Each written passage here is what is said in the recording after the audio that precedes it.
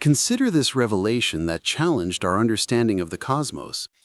In the year 2024, astronomers detected an object traversing our solar system, its existence seemingly defying established astronomical norms.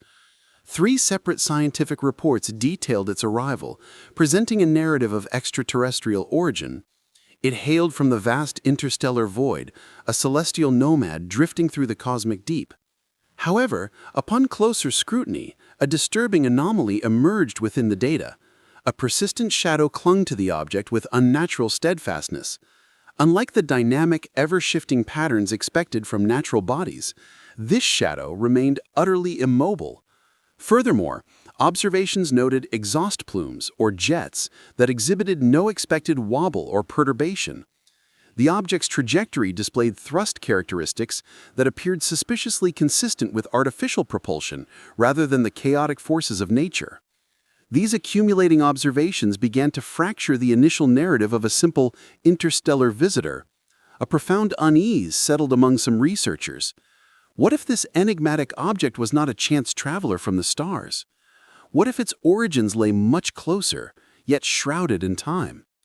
Could it be that this artifact was constructed right here, within the frozen darkness of our solar system's distant reaches beyond Neptune, long before humanity ever walked the Earth? To comprehend the gravity of this possibility requires delving into the evidence. By the story's conclusion, the source of genuine apprehension within the scientific community will become clear. Understanding this cosmic puzzle demands attention to the details. Immerse yourself in the scenario of a comet racing through the inner solar system at velocities measured in tens of thousands of miles per hour. Picture it spinning with the ferocity of a bullet, violently ejecting streams of gas and dust in all directions as it hurtles forward. Enveloped in this glowing cloud of debris, one would expect chaotic movement and distortion. And yet, cutting across this luminous chaos, a singular feature stood out with chilling clarity: a line. It was a perfectly straight, impenetrably dark lane. Crucially, this darkness exhibited none of the expected wobble, distortion, or smearing caused by the comet's rapid rotation or the turbulent release of material. It remained locked in place, an unnerving fixture within the otherwise dynamic scene. Its unnatural stillness suggested an origin as precise as if drawn with a ruler and commanded by some unseen force to defy the very laws of motion governing such objects. This fundamental inconsistency, a static shadow on a violently spinning body venting material, became the first in a series of baffling clues pointing towards an explanation far stranger than any natural phenomenon observed before. This is Three Eyes Atlas, and that shadow shouldn't exist. When astronomers first spotted the object in 2024, they cataloged it as another interstellar visitor, something similar to 2I Auru-Mayasov, the wanderer that came through in 2019. Interstellar comets are rare, but they're not unprecedented. What made Atlas unusual wasn't just its origin. It was the fact that, as telescopes kept watching, the object refused to behave like a comet. Ground-based observatories and space telescopes alike captured high-resolution images of its coma, that fuzzy cloud of gas and dust surrounding the nucleus. And there it was, every single time. The lane, a narrow, geometric stripe of darkness cutting through the brightness, unchanging, unmoved by rotational time. Comets are supposed to be chaotic. They're chunks of ice and rock left over from the solar system's infancy, dirty snowballs that heat up as they approach the sun and start venting water vapor, carbon dioxide, carbon monoxide, all sorts of volatiles. The gas drags dust with it, forming jets that spiral outward in curves and arcs. Those jets shift as the comet rotates. They twist with the solar wind. They flicker, fade, brighten unpredictably. A comet's coma is a storm, not a blueprint. And yet here's Atlas with a shadow that looks like it was machined. The rotation makes it worse. Early light curve analysis suggested Atlas spins with a period of about 16 hours and 12 minutes. That's fast! The observation presents a baffling phenomenon, a distinct, dark lane traversing the comet Atlas's glowing coma. Such an object, undergoing rapid rotation, would intuitively be expected to smear or erase any surface details, every jet, every shadow, every defining feature across its entire illuminated face within the span of a single diurnal cycle. If this particular dark lane originated from a simple surface vent or a ridge casting a shadow, its position relative to the coma would shift dramatically. One would witness it sweep across the comet's gaseous envelope, tracing paths analogous to the relentless hand of a clock. Observers would expect to see its form blur, resolve into arcs, streaks, or even spirals as the comet turned. Yet what consistently appears is a single, unchanging line. This persistent darkness refuses to move or distort. Several researchers have proposed conventional, naturalistic explanations for this anomaly. Perhaps the lane manifests due to anisotropic outgassing, where the comet's surface vents material unevenly, generating a kind of stationary wave pattern within the surrounding coma. Another possibility involves a stratified crustal structure that precisely governs the escape points for subsurface gases, inevitably producing a fixed linear feature. Alternatively, the comet might have undergone recent fragmentation, and the observed lane could simply be a geometric alignment of debris fields that remains remarkably stable. While these ideas possess inherent plausibility within planetary science, none fully accounts for the lane's extraordinary precision, its remarkable stability over time, or its apparent immunity to the chaotic forces of rotation and the ever-present solar wind. Within this context, a distinct contingent of investigators has grown weary of purely natural explanations. Their inquiries now follow a divergent path, posing a radically different question. What if the lane is not a shadow at all? What if it constitutes an actual structure? What if it was deliberately constructed? The inherent skepticism is almost audible, the proposition seeming absurd at first glance. However, allowing the idea to linger momentarily reveals its profound, almost staggering implications. If that unyielding lane is indeed maintained by design, if its position is actively held through some internal system governed by controlled venting mechanisms, stabilization protocols, or sophisticated structural engineering, then Atlas transcends its classification as merely a comet. This phenomenon exhibits characteristics fundamentally aligned with machinery. Its behavior suggests deliberate action, actively countering rotational forces, precisely regulating its emitted signals, and persistently preserving a fixed spatial alignment. Such consistent intervention signifies order and intentionality, not the randomness of chaos. The presence of such control mechanisms inherently implies design and purpose.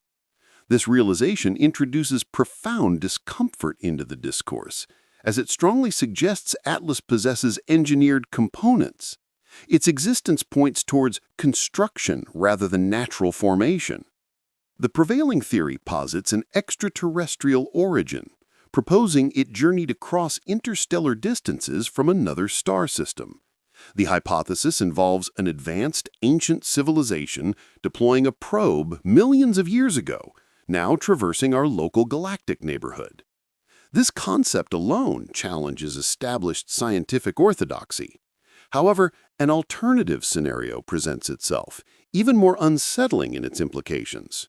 What if Atlas's genesis occurred within our own cosmic vicinity? What if this object was not an interstellar visitor, but rather a native product, constructed somewhere deep within our solar system? The notion initially seems patently absurd. Humanity possesses no verified evidence of intelligence originating beyond the Earth. No definitive ruins have been uncovered on Mars, no artifacts detected within the asteroid belt, and no colossal megastructures observed within the distant Kuiper Belt region. The solar system remains, according to our current understanding, a solitary domain, a sterile assembly of celestial bodies governed solely by the immutable forces of gravity and the passage of eons. But yet, what if this foundational assumption is fundamentally incorrect? What if, Concealed within the profound cold and darkness beyond the orbit of Neptune, a complex civilization once flourished. Imagine a society that evolved in the frigid, vacuum-dominated environment of the outer solar system, uniquely adapted to its harsh conditions, and developed technological capabilities far surpassing our present comprehension. What if Atlas represents a vestige of that vanished society, a probe dispatched inward from the void, decades, perhaps millennia ago, designed with the singular purpose of mimicking a natural object, allowing it to remain undetected while hidden in plain sight among the countless rocks and ice of our own celestial neighborhood? Observation, rather than conjecture, forms the foundation of this inquiry. The evidence presented by that singular, unnervingly perfect shadow proves compelling. This precise, unwavering, linear silhouette exists objectively, defying any plausible explanation rooted in natural processes. Its very presence insists upon deeper scrutiny. As we proceed, consider this central question. What entity could possess the rotational dynamics of a spinning top, the eruptive nature of a comet, and sustain an unchanging, geometrically exact feature across its entire observable surface? What technological prowess would be required to construct such an artifact? And crucially, if such construction were possible, what motive would compel their creators to conceal its true identity beneath the guise of an ordinary celestial comet? We shall endeavor to uncover these answers. The journey ahead promises revelations that grow increasingly perplexing with each step. This investigation leads us directly to the enigmatic phenomenon of its jets, specifically the symmetrical, blade-like emissions observed. Familiarity with cometary imagery provides immediate context. Typical cometary jets manifest as chaotic, wildly asymmetric streams. Their appearance flickers and shifts dynamically, governed by the comet's rotation, the uneven heating of its surface by solar radiation, and the turbulent push of the solar wind. While undeniably visually striking, their forms are inherently disorderly. Nature abhors perfect symmetry. It thrives on variation, randomness, and the inevitable increase of entropy. Yet, upon examining the object designated as 3 Atlas, we encounter a startling deviation from this natural order. Its jets appear meticulously rendered, as if drawn by an invisible compass. They extend from the core in sharp linear projections, exhibiting flawless mirroring and precise alignment. Unlike their natural counterparts, they exhibit none of the spiral motion, curvature, or tendency to diffuse into amorphous clouds. Astonishingly, these distinct geometric patterns retain their integrity across multiple observation cycles, persisting unchanged even as the object itself rotates. Remarkably, the consistency of these structures has been confirmed not only by sophisticated professional observatories, but also by dedicated amateur astronomers utilizing backyard telescopes who have stacked photographic exposures to reveal the same uncanny regularity documented by their institutional peers. The jets emanating from Comet Atlas are distinctly present. They exhibit remarkable consistency and pinpoint precision. Consider this. Contrast Atlas against other famous interstellar visitors like Borisov. Borisov displayed the classic signature of a comet, a tail bent and sculpted by the solar wind, its brightness fluctuating noticeably, its structure fundamentally asymmetrical. Or observe the long-period comet C-2017K2. Its jets were dynamic, shifting and evolving constantly over several months. These behaviors, the changing tails, the shifting jets, are precisely what astronomers expect from natural comets. Atlas, however, defies this typical pattern. Its jets appear unnervingly static, like thrusters activated and left burning steadily without variation. This static nature presents a significant puzzle. Scientists know that Atlas possesses a rotational period of 16.2 hours. If this spin is genuine, and its jets originate from fixed points on the nucleus, a fundamental physical principle should manifest clearly. Imagine a common garden sprinkler rotating steadily across a lawn. The water it emits doesn't simply stream straight out in one unchanging direction. Instead, the rotation causes the water traces to form distinct arcs, sweeping across the surface. The same rotational dynamics apply to a spinning comet nucleus. As Atlas turns, the persistent jets should theoretically produce faint, spiral patterns within the coma, trails that chronicle the nucleus's rotation over time. Astronomers have documented these spiral signatures on numerous other comets, providing a clear template for what should be visible. Yet, despite meticulous observation, this expected spiral patterning is conspicuously absent from Atlas. The jets do not smear into arcs, they maintain their fixed orientation relative to the comet's path. This absence strongly implies that whatever mechanism generates these jets is being held rigidly in place, effectively counteracting the comet's natural rotation. The only plausible natural explanation for such perfect stabilization would involve vents situated precisely at the comet's rotational poles, aligned perfectly with the axis of spin, devoid of any sideways component. Achieving such exacting alignment is theoretically possible, yet astronomically improbable. It's akin to flipping a coin and witnessing heads emerge 100 consecutive times. While not impossible, the odds are so infinitesimal that they raise profound questions. This mounting improbability naturally fueled speculation.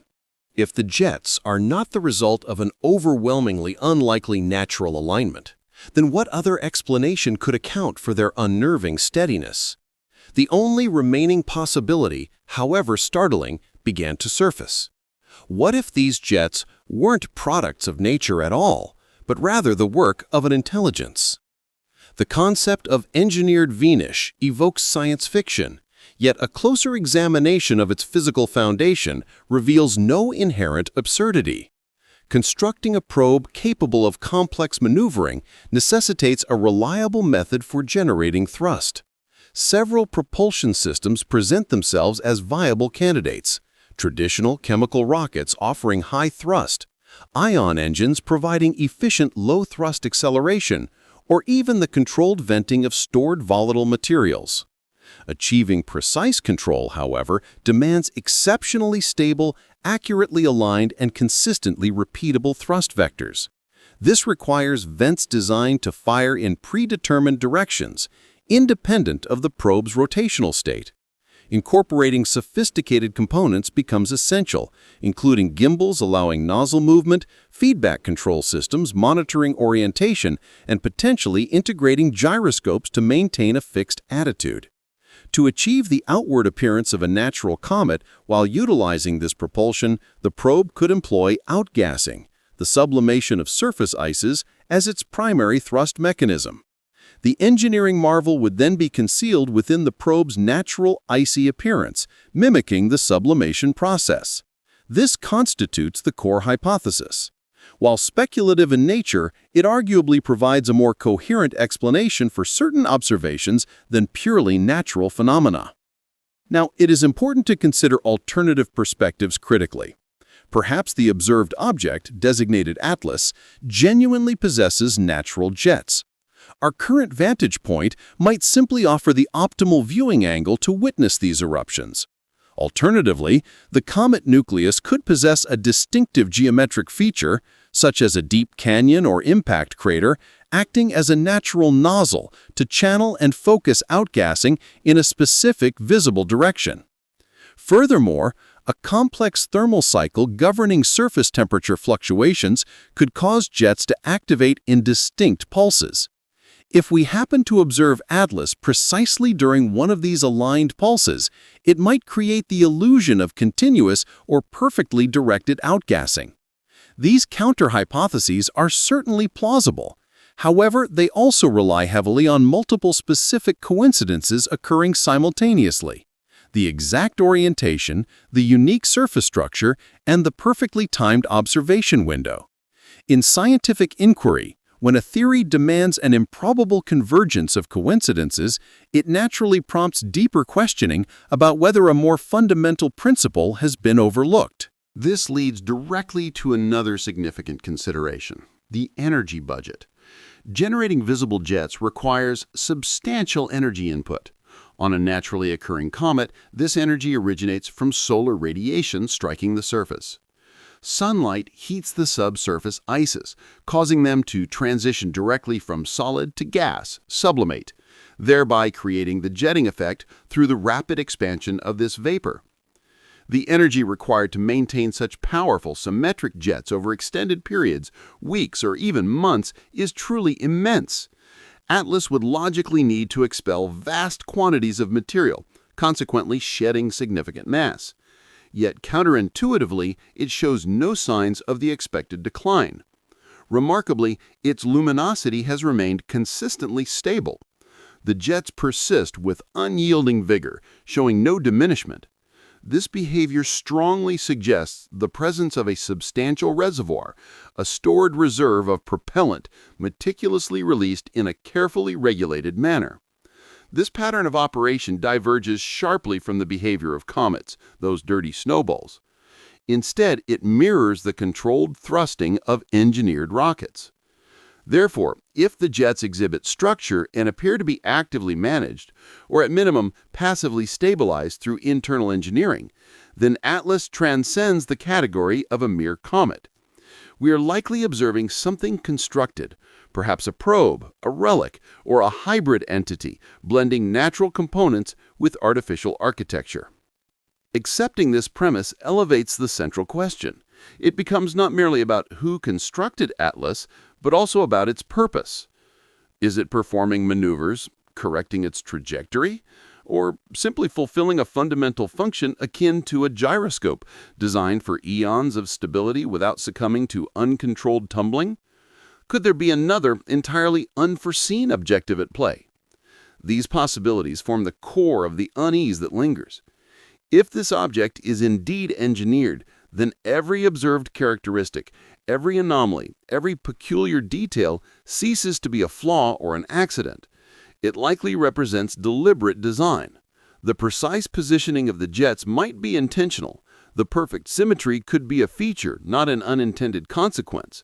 Even the dark lane traversing the coma might constitute an integral aspect of the object's intended form. We now turn our focus to the subject of rotation. This phenomenon presents a particular challenge regarding the object known as Atlas. Consider this. If Atlas is indeed spinning and its jets are somehow locked in position relative to the object itself, then a mechanism must exist to stabilize them against the rotation. This very mechanism might constitute the most precisely engineered element within the entire structure of Atlas. Our exploration will specifically address the interplay between rotation and observable output. The light curve data provides a crucial measurement. Atlas requires precisely 16 hours and 12 minutes to accomplish a single complete axial rotation. Imagine the object tumbling end over end through the void of space over this period, while streams of gas and dust continuously escape from its surface. Yet, remarkably, the jets maintain a fixed orientation. The distinctive shadow cast by Atlas also remains unmoved. The object itself rotates, but its emissions do not. This persistent fixation poses a significant scientific question.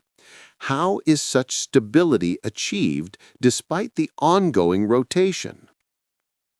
To understand this, we must first recall the fundamental principle behind light curves, a standard analytical tool utilized by astronomers. This method involves meticulously recording the brightness of an astronomical object as a function of time. When an object is rotating, variations in its observed brightness become apparent. This occurs because different surfaces reflect varying amounts of light. One hemisphere might be brighter than the other. As the object spins, these differing reflective properties cause the measured brightness to rise and fall in a predictable periodic pattern. For Atlas, observers identified a distinct and clear periodic signal, corresponding precisely to those 16 hours and 12 minutes. This periodicity unequivocally indicates that Atlas is not simply rotating steadily, it is tumbling, likely exhibiting a complex rotational state that might include slight wobbling or precession. However, here lies the central paradox. If Atlas is rotating, and if its jets are physically anchored to specific locations on its surface, then logically, these jets should behave like powerful searchlight beams sweeping across the cosmic backdrop. We would anticipate to observe these jets brightening and fading as their orientation changes relative to our line of sight. Furthermore, we would expect to see spiral patterns develop within the surrounding coma, the cloud of material ejected by the jets, as the source point for this outflow rotates through space.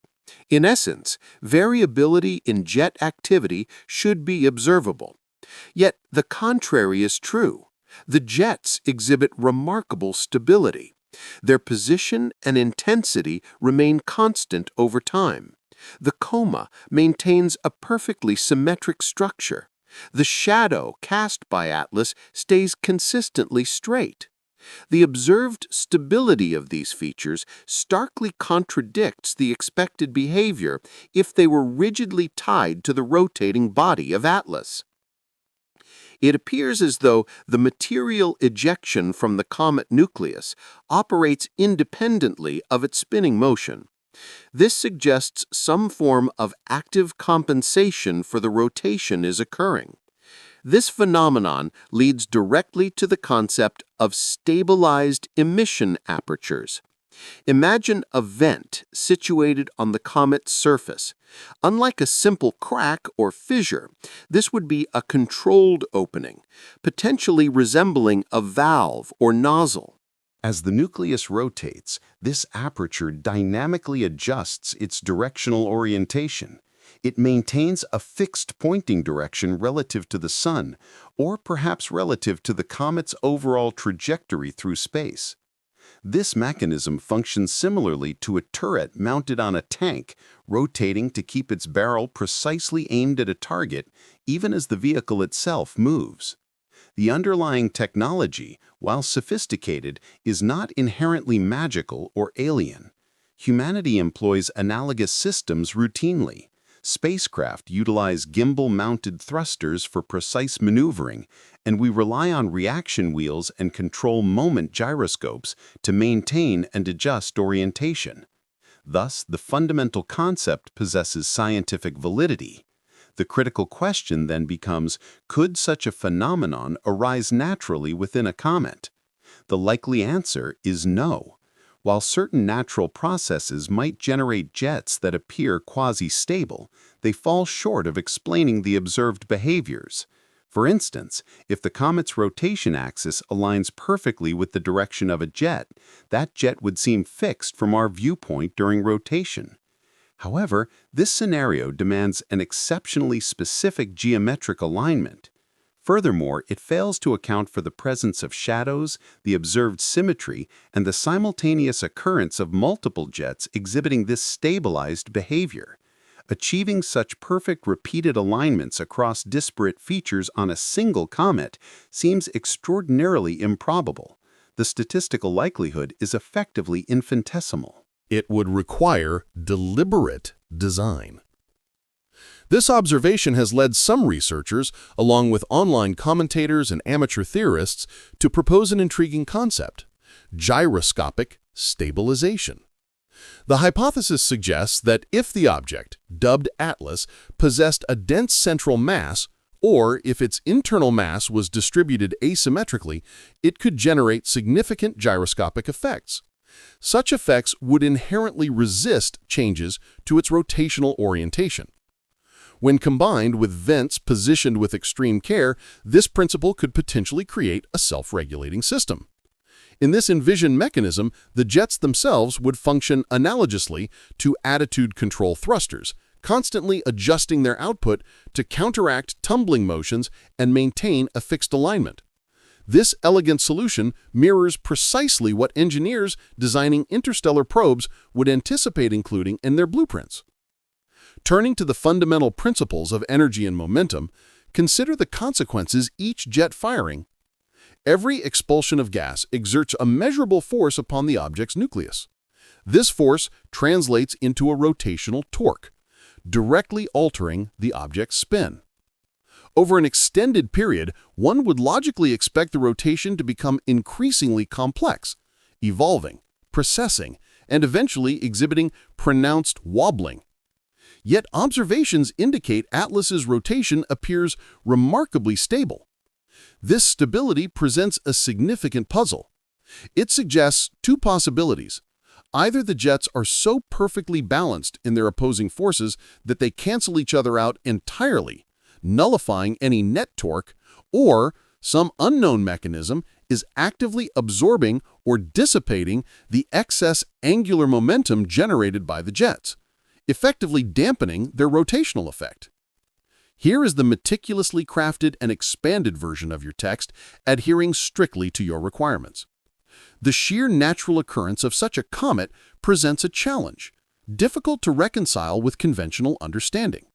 However, the deliberate construction of a probe, engineered to endure for unimaginable durations, aligns perfectly with principles of exceptional design. This concept holds a particular fascination within the realm of psychology. Envision yourself as the lead engineer, confronting the extraordinary mandate. Construct a probe destined to function autonomously for millions of years. Your objectives are multifaceted. The craft must possess the ability to navigate its course, to adjust its trajectory with precision, and to maintain steadfast stability against cosmic forces. Simultaneously, a paramount requirement exists: absolute camouflage. You cannot allow its presence to betray its artificial origin. Its purpose is to seamlessly integrate, to be perceived not as a machine, but purely as a natural comet. This necessitates a radical approach to propulsion. Instead of conventional fuel, you utilize the probe's very structure, reservoirs of ice and volatile gases. The venting mechanism is ingeniously designed to replicate the process of sublimation, the natural phase transition observed in cometary nuclei. Thermal management proves crucial. You impart a deliberate spin upon the probe, distributing immense thermal stresses evenly across its surface. Yet, paradoxically, you strategically lock the primary thrusters in a fixed orientation. This seemingly counterintuitive design allows them to continue delivering controlled bursts of thrust, subtly influencing the probe's path without betraying its manufactured nature. To ensure precise rotational stability and orientation, you integrate sophisticated internal systems, gyroscopes for inertial reference, reaction wheels for minute adjustments, and perhaps even embed a rudimentary artificial intelligence dedicated solely to orchestrating these complex functions. Finally, you launch this intricate creation into the profound emptiness of space, possessing the profound confidence that should it ever be encountered by curious observers, it will be recognized solely as a comet. Its underlying technological marvel will remain entirely concealed. This, then, constitutes the compelling scenario, the distinct possibility upon which scientific minds ponder. As our observations of Atlas intensify, the evidence increasingly appears to align with this engineered hypothesis. Nevertheless, a crucial alternative must be considered. It remains entirely plausible that Atlas represents a purely natural comet, its unusual characteristics arising from an exceptionally improbable confluence of coincidences. If this is the case, the fundamental question demanding resolution becomes unavoidable. Why this specific object? Why manifest now? Why does its appearance bear such a striking, almost uncanny resemblance to something unmistakably constructed? The persistent rotation anomaly defies simple explanation, yet it carries significant weight. Consider the implications if the observed jets emanating from the object are demonstrably stabilized, if its emissions exhibit a remarkable degree of control, and if the object itself stubbornly maintains a consistent orientation despite its rapid spin, defying the expected behavior of a chaotic natural body. In such a case, the evidence shifts dramatically, compelling us to look beyond the surface and contemplate the possibility of an artificial origin. Astonishingly, this trajectory may not signify an interstellar visitor at all. Turning to the trajectory that initially appeared hyperbolic, the narrative unfolds. When the three-eyed Atlas first entered scientific scrutiny, the orbital computations seemed definitive. The measured eccentricity value exceeded unity by a significant margin. Early solutions even approached or surpassed the figure of 6. Within the established principles of orbital mechanics, an eccentricity precisely equal to 1 defines a parabolic trajectory. This uniquely represents the critical boundary separating bound orbits from unbound paths. Consequently, any value greater than 1 denotes a hyperbolic trajectory, one that is fundamentally unbound, implying an interstellar origin. Based on these early calculations, Atlas unequivocally originated from beyond our solar system. It was merely traversing our celestial neighborhood and would never return, or so the prevailing understanding held. However, celestial mechanics operates on the principle of refinement. Orbits are not immutable snapshots, they evolve.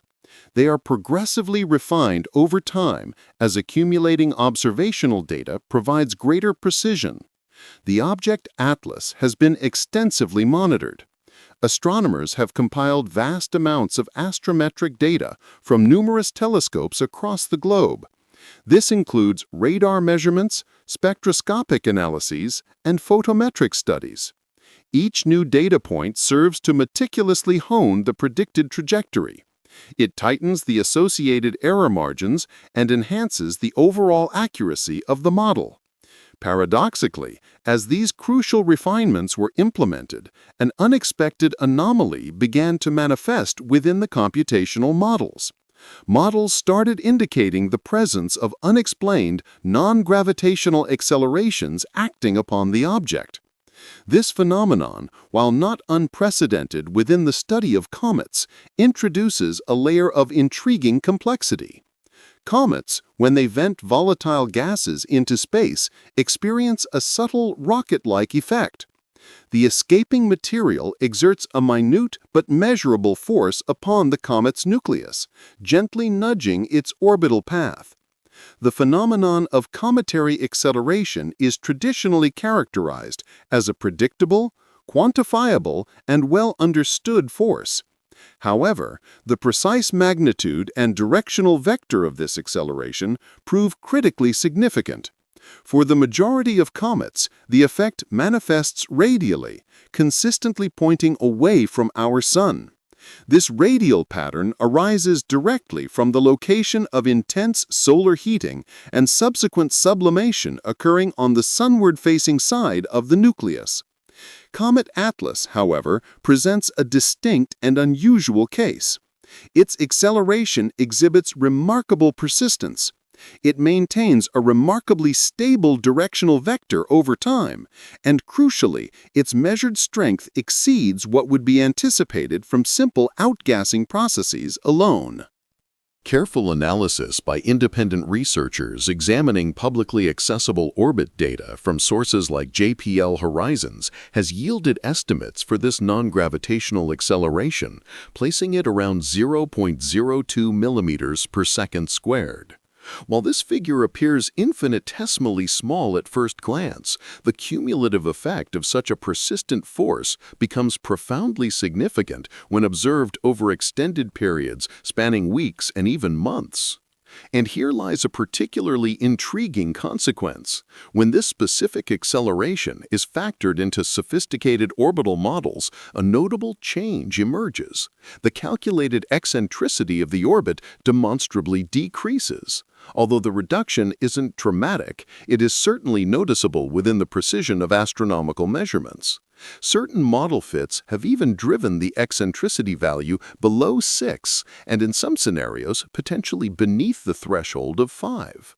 Furthermore, through subtle adjustments to the underlying parameters of the thrust model, specifically by assuming a slightly different profile for the sustained force, researchers can achieve orbital solutions that align much more closely with a parabolic path or even represent a weakly bound trajectory. It is imperative to stress that this line of inquiry remains highly speculative. The official classification for Comet Atlas's orbit, according to standard astronomical catalogs, remains hyperbolic. The object is unequivocally categorized as interstellar in nature. Nevertheless, the undeniable presence of non-gravitational forces acting upon Atlas and their apparent manifestation in such a specific, sustained manner inevitably sparks profound questions. What if these forces are not random or chaotic? What if they are, in fact, deliberately controlled? What if Comet Atlas is actively maneuvering? Exploring the potential implications of such an extraordinary possibility becomes essential. If the object is indeed generating controlled thrust, utilizing jets, vents, or some unidentified propulsion system to actively adjust its path, then the observed orbital trajectory we calculate might fundamentally represent an altered course. This observed path could very well be a deliberate deviation from the comet's natural unpowered trajectory through the solar system. You would engineer it with a glowing envelope of gas and dust surrounding its core, known as a coma, and perhaps even simulate the subtle outgassing behavior typical of icy bodies. However, visual mimicry alone might not suffice. To truly avoid raising alarms or attracting scrutiny, you would need an additional layer of deception. One highly effective method would be to present the probe as if it originated from interstellar space itself. It would appear to be merely a transient visitor, a strange comet merely passing through our solar system, exhibiting no intention to linger or establish a permanent presence within our familiar planetary neighborhood.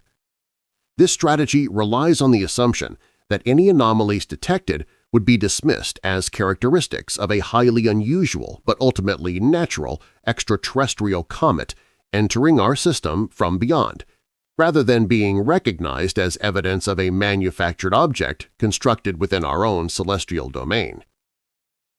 But if this object truly wasn't born from interstellar space, then where could its origin be credibly placed? The vast unexplored regions far beyond the orbit of Neptune present the most plausible candidate. The Oort cloud, though distant, is the archetypal source of long-period comets, but its immense size and extreme distance make direct observation incredibly difficult. Similarly, the scattered disk and the outer reaches of the Kuiper Belt, located billions of kilometers from the Sun, represent areas that are only partially mapped at best. These regions are characterized by their absolute emptiness, sparsely populated with confirmed objects despite spanning a truly enormous volume of space. Conceivably within these remote realms, there could exist thousands, perhaps even millions of bodies that have never been observed by human instruments. If one of these numerous, largely unknown objects was not a natural formation, but rather a carefully engineered construct launched inward towards the inner planets on a specific mission, it would almost certainly manifest itself to distant observers as something resembling the enigmatic object currently under study.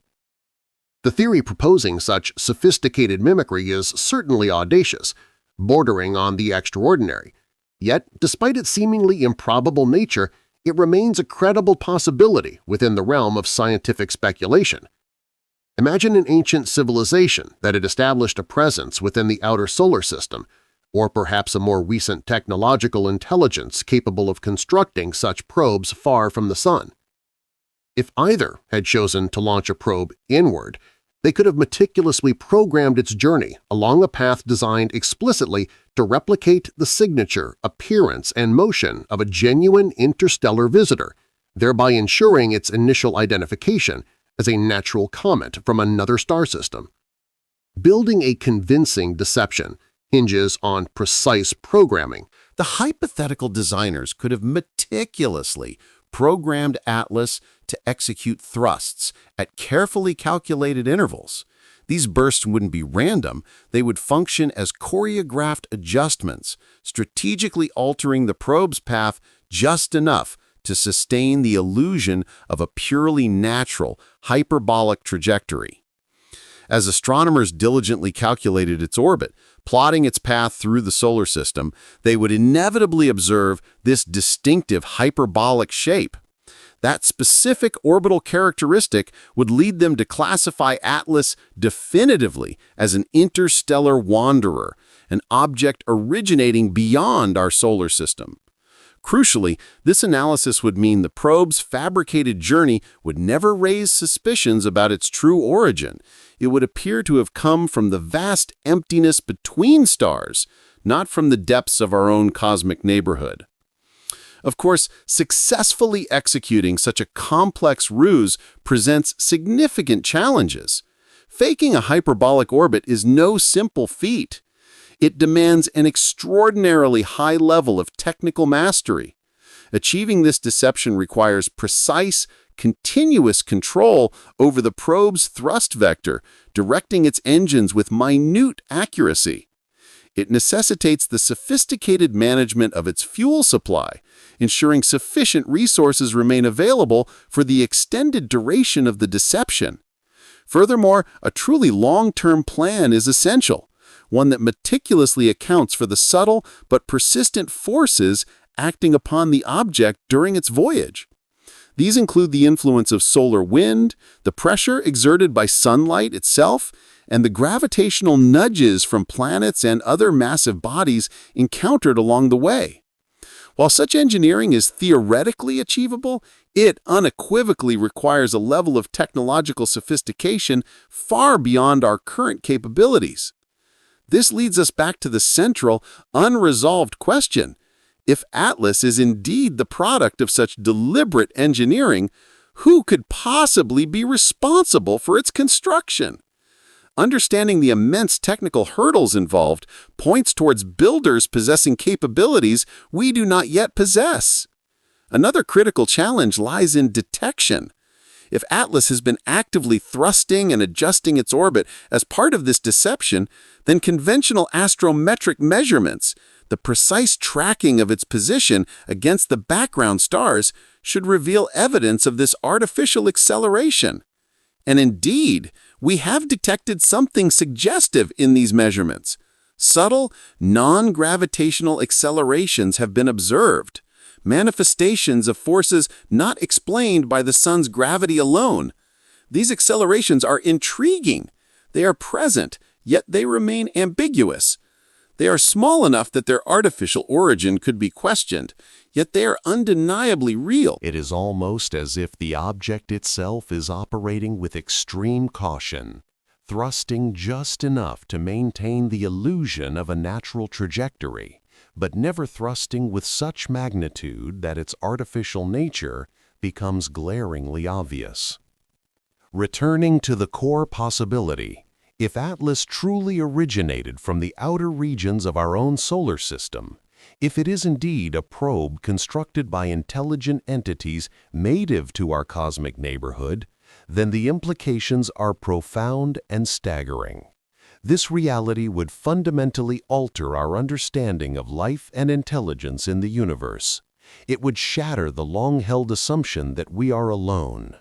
It would mean that intelligence, capable of such advanced engineering, arose right here, not on Earth, but potentially on a distant moon, in the depths of the Kuiper Belt, or even within the distant Oort cloud. The discovery of Atlas under these circumstances would be the ultimate proof that we are not the sole architects of complexity within our solar system. And this raises the profound question: is intelligence elsewhere a distant memory, Its remnants like Atlas? Or is it still present, observing, waiting, and perhaps sending probes inward to explore or communicate? The trajectory presents a puzzle. Non-gravitational forces offer clues, and the hyperbolic path might be the grandest deception of all. If Atlas is not interstellar, if it originates from within our own solar system, then everything changes. The search for extraterrestrial intelligence has traditionally focused on distant stars and galaxies, listening for radio signals from civilizations light years away. But what if the first evidence of alien intelligence comes from right here in our own solar system? What if it has been here all along, hidden in plain sight, masquerading as a comet? We are not yet finished with this exploration. In the next installment, we will seriously consider this hypothesis. We will delve into the possibility of a native solar system civilization, examine the challenges of building a probe like Atlas, and ponder why such a civilization would disguise it as an interstellar visitor. If this is real, if this is truly happening, then the cosmos becomes a far stranger and closer realm than we have ever imagined. Welcome to Part 5, The Radical Hypothesis. Let us voice this aloud. What if Atlas is not a comet at all? What if it is a probe constructed right here in our solar system by an entity we were unaware of? This is the radical hypothesis, and it may sound absurd. We have yet to find evidence of intelligence beyond Earth. Our robotic explorers have swept across the barren landscape of Mars, dispatched probes deep into the scattered debris of the asteroid belt, and flown past the distant frozen moons orbiting the gas giants Jupiter and Saturn. Despite this extensive survey, no definitive evidence has surfaced suggesting the presence of any other intelligent beings prior to humanity. The prevailing scientific consensus holds that the solar system belongs solely to us, a collection of inert celestial bodies and frozen volatiles, sculpted exclusively by the relentless forces of physics and the passage of eons. Yet, what if this fundamental assumption is fundamentally flawed? What if, somewhere within the profound cold and darkness lying beyond the orbit of Neptune, an entirely different form of life emerged? Something that adapted not to water or air, but to the crushing vacuum, the lethal radiation, and the perpetual night. Something that developed the capacity for complex engineering, constructing machines and sending them drifting inward through the void long before the first humans appeared on Earth. While the concept undeniably resides within the realm of science fiction, it simultaneously represents a hypothesis rooted firmly in observed anomalies.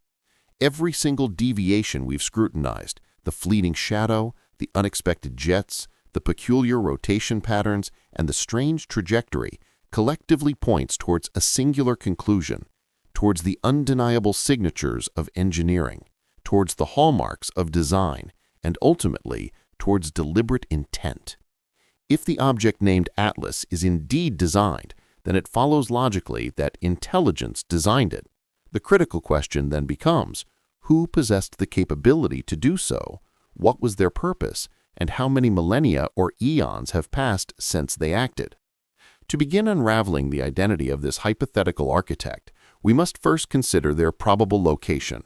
The Kuiper Belt emerges as the most intuitively plausible setting. This vast, immense ring of primordial icy bodies encircles the solar system just beyond the orbit of Neptune. While the environment is undeniably frigid, it is not, however, rendered utterly uninhabitable. Temperatures within this distant zone hover perilously close to absolute zero, averaging approximately 50 Kelvin.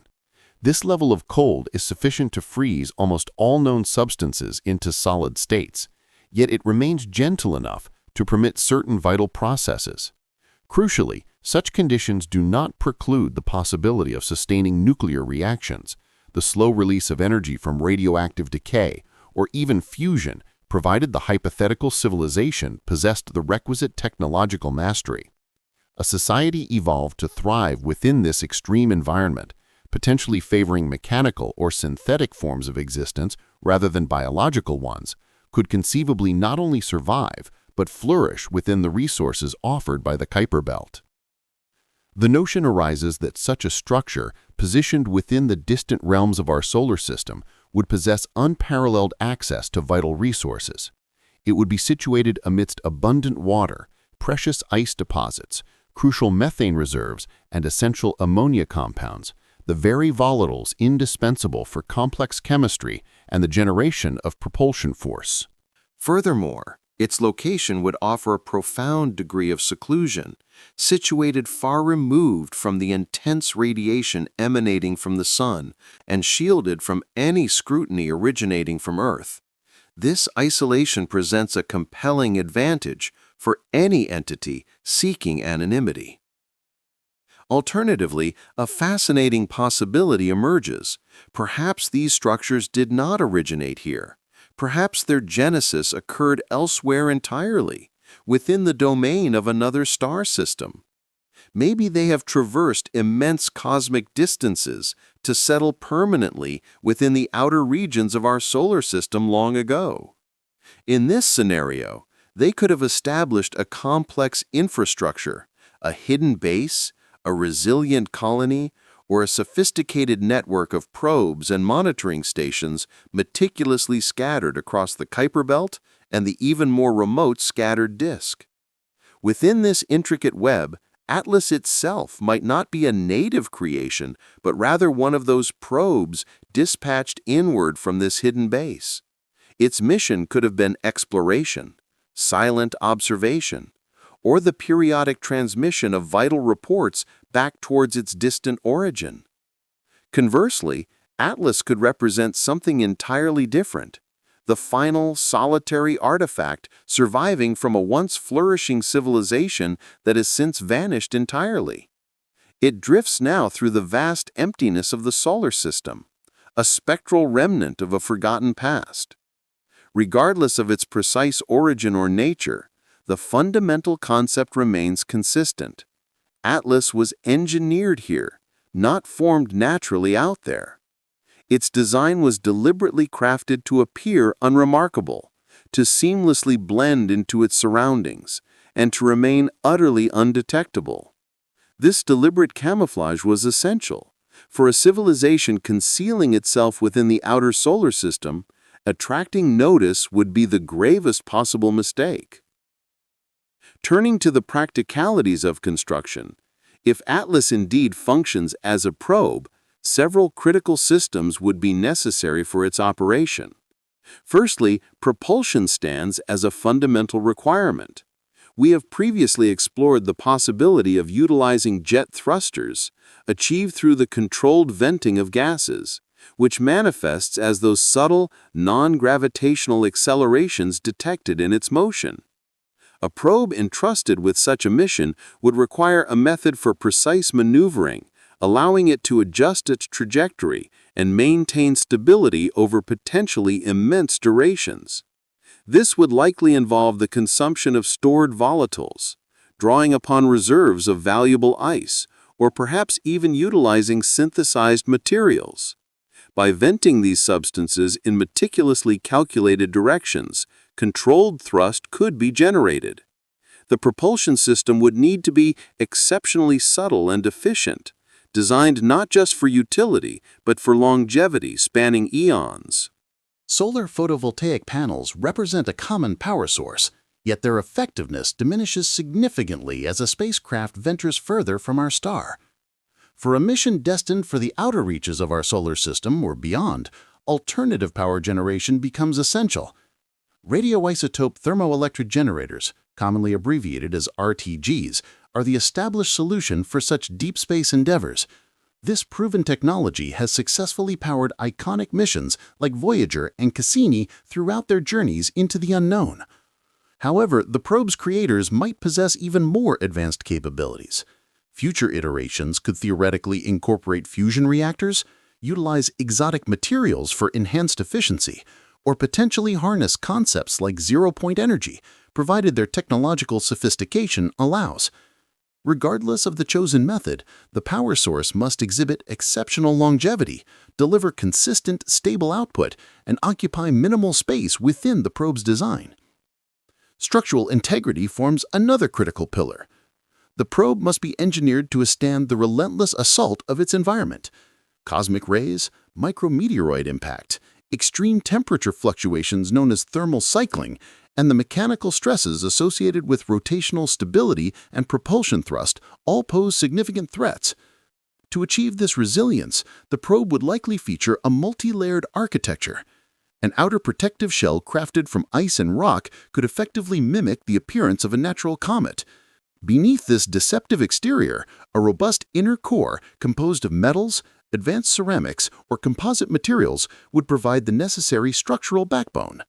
This core would also house vital internal systems, including specialized compartments, dedicated reservoirs for gases and liquids, and intricate conduits designed for precise fluid management.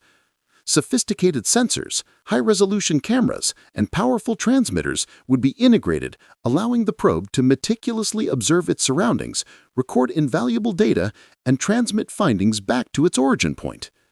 Camouflage is an absolutely crucial element for such a mission, especially if the intent is to operate undetected within the inner solar system. The probe must not present itself as an artificial object. Its appearance needs to seamlessly integrate, belonging naturally to the environment it enters, avoiding any cause for suspicion. The chosen method involves meticulously coating the entire structure in a thick layer of ice. Furthermore, controlled venting of gases could be engineered to replicate the outgassing behavior characteristic of natural comets. Implementing a deliberate spin would help distribute heat evenly across the surface, preventing telltale thermal signatures. Through these combined techniques, the probe achieves the unmistakable hallmarks of a natural body, the very essence of a comet, while ingeniously concealing the sophisticated technological systems operating within its core. Once launched, it simply waits, its true nature hidden beneath a convincing facade of cosmic ice and rock.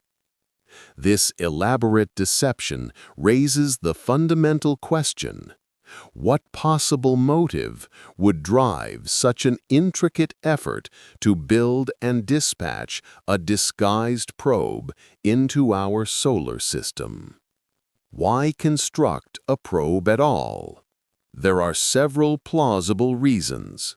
Perhaps it serves as a form of reconnaissance, a silent observer sent to survey the inner realms of our solar system, where the sun and planets reside.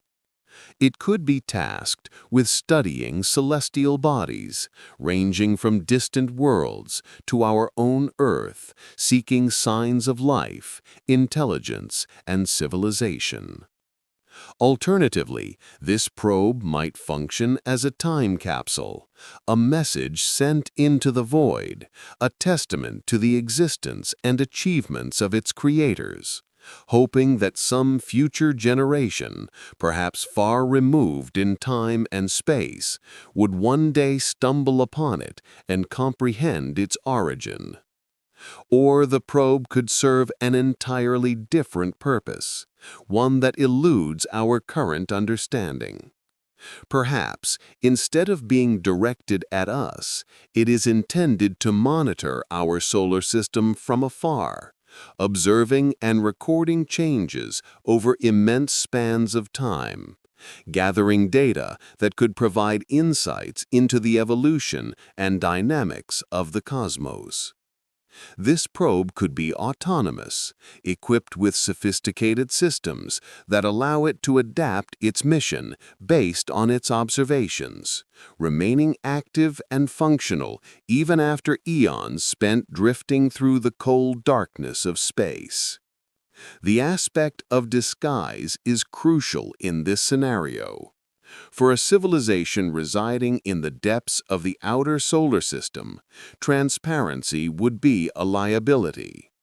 They would design their probes to resemble natural objects, such as comets, complete with outgassing and dust, to avoid detection and scrutiny.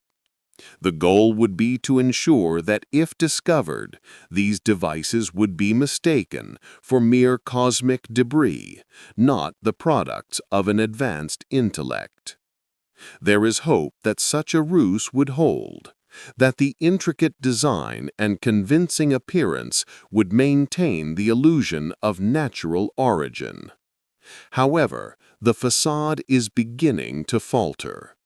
The anomalies detected, a shadow, unusual jets, an atypical trajectory, and erratic rotation, are prompting inquiries and deepening skepticism.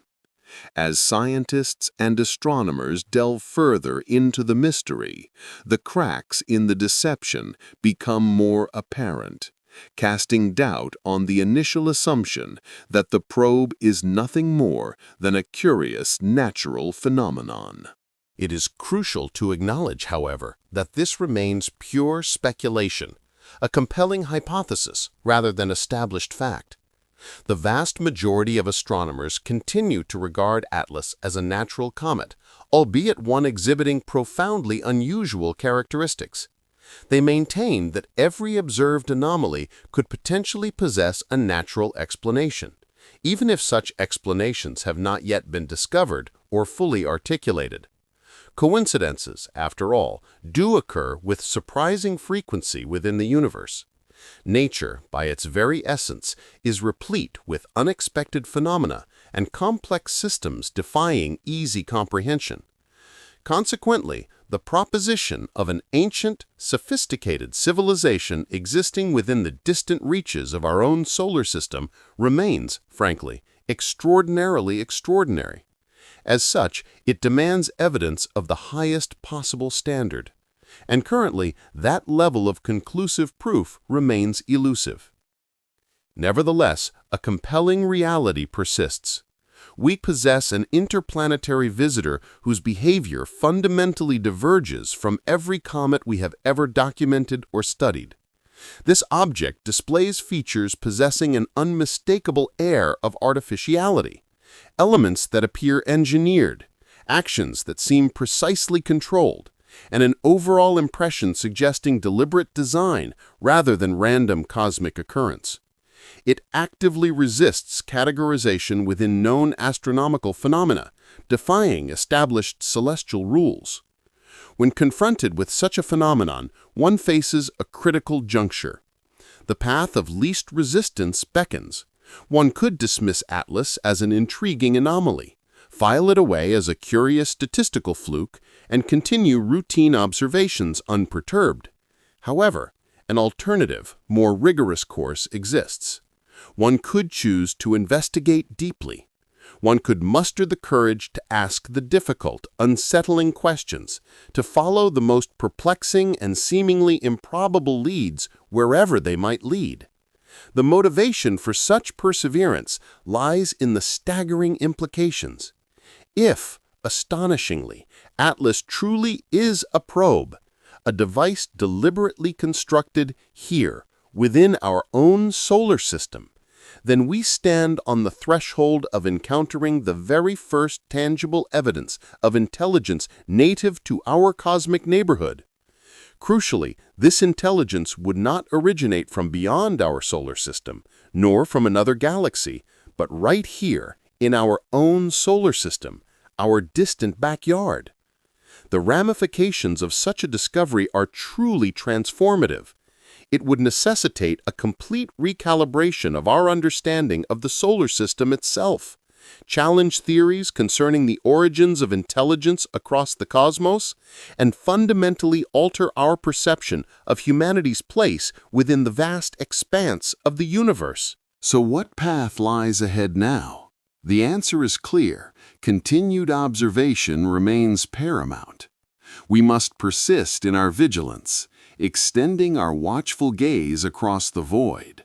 Simultaneously, meticulous measurement must continue without pause. This involves collecting ever more comprehensive data sets, refining our predictive models with greater precision, and rigorously testing our evolving hypotheses. Should the anomalous phenomena prove resistant to conventional explanation, and the accumulating evidence continues to mount with compelling force, then we may find ourselves facing a profound conclusion. The seemingly impossible might just hold truth. This would mean recognizing that Atlas is definitively not a comet. Instead, it appears to be a messenger, a relic, perhaps even an ancient probe. Crucially, this artifact was constructed by an intelligence entirely unknown to us, an entity existing beyond our prior comprehension. It was dispatched from a location within our own solar system that remains largely unexplored, carrying secrets and knowledge we are only just beginning to fathom. The quest to decode its origins and purpose has truly only just commenced. This brings us to the sixth segment, the outer system ghost civilization hypothesis. Let me pose a question, one that initially strikes the mind as absurd, bordering on the fantastical. What if biological intelligence, that spark that gave rise to us here on Earth, did not evolve solely on our planet? What if millions, even billions of years ago, a different form of consciousness stirred to life out there in the profound frozen darkness beyond the orbit of Neptune itself? This is not necessarily a hypothesis about interstellar visitors arriving from light years away. It specifically concerns life that emerged right here in the coldest, most isolated, and least explored corners of our own familiar solar family. This concept is known as the ghost civilization hypothesis. Before reflexively dismissing this idea as the stuff of science fiction, consider this perspective. Our focused scientific scrutiny of the distant outer solar system has only truly begun in earnest over the past half-century. That period represents but a fleeting blink, an almost imperceptible fraction of a second within the vast sweep of cosmic time. Within this relatively brief window, we have barely begun to probe the immense regions that lie so far from the Sun. The Kuiper Belt alone, this vast reservoir of icy bodies, stretches from a distance of 30 astronomical units out to 50 astronomical units. Beyond this lies the more scattered and distant disk, extending its reach even further into the abyss.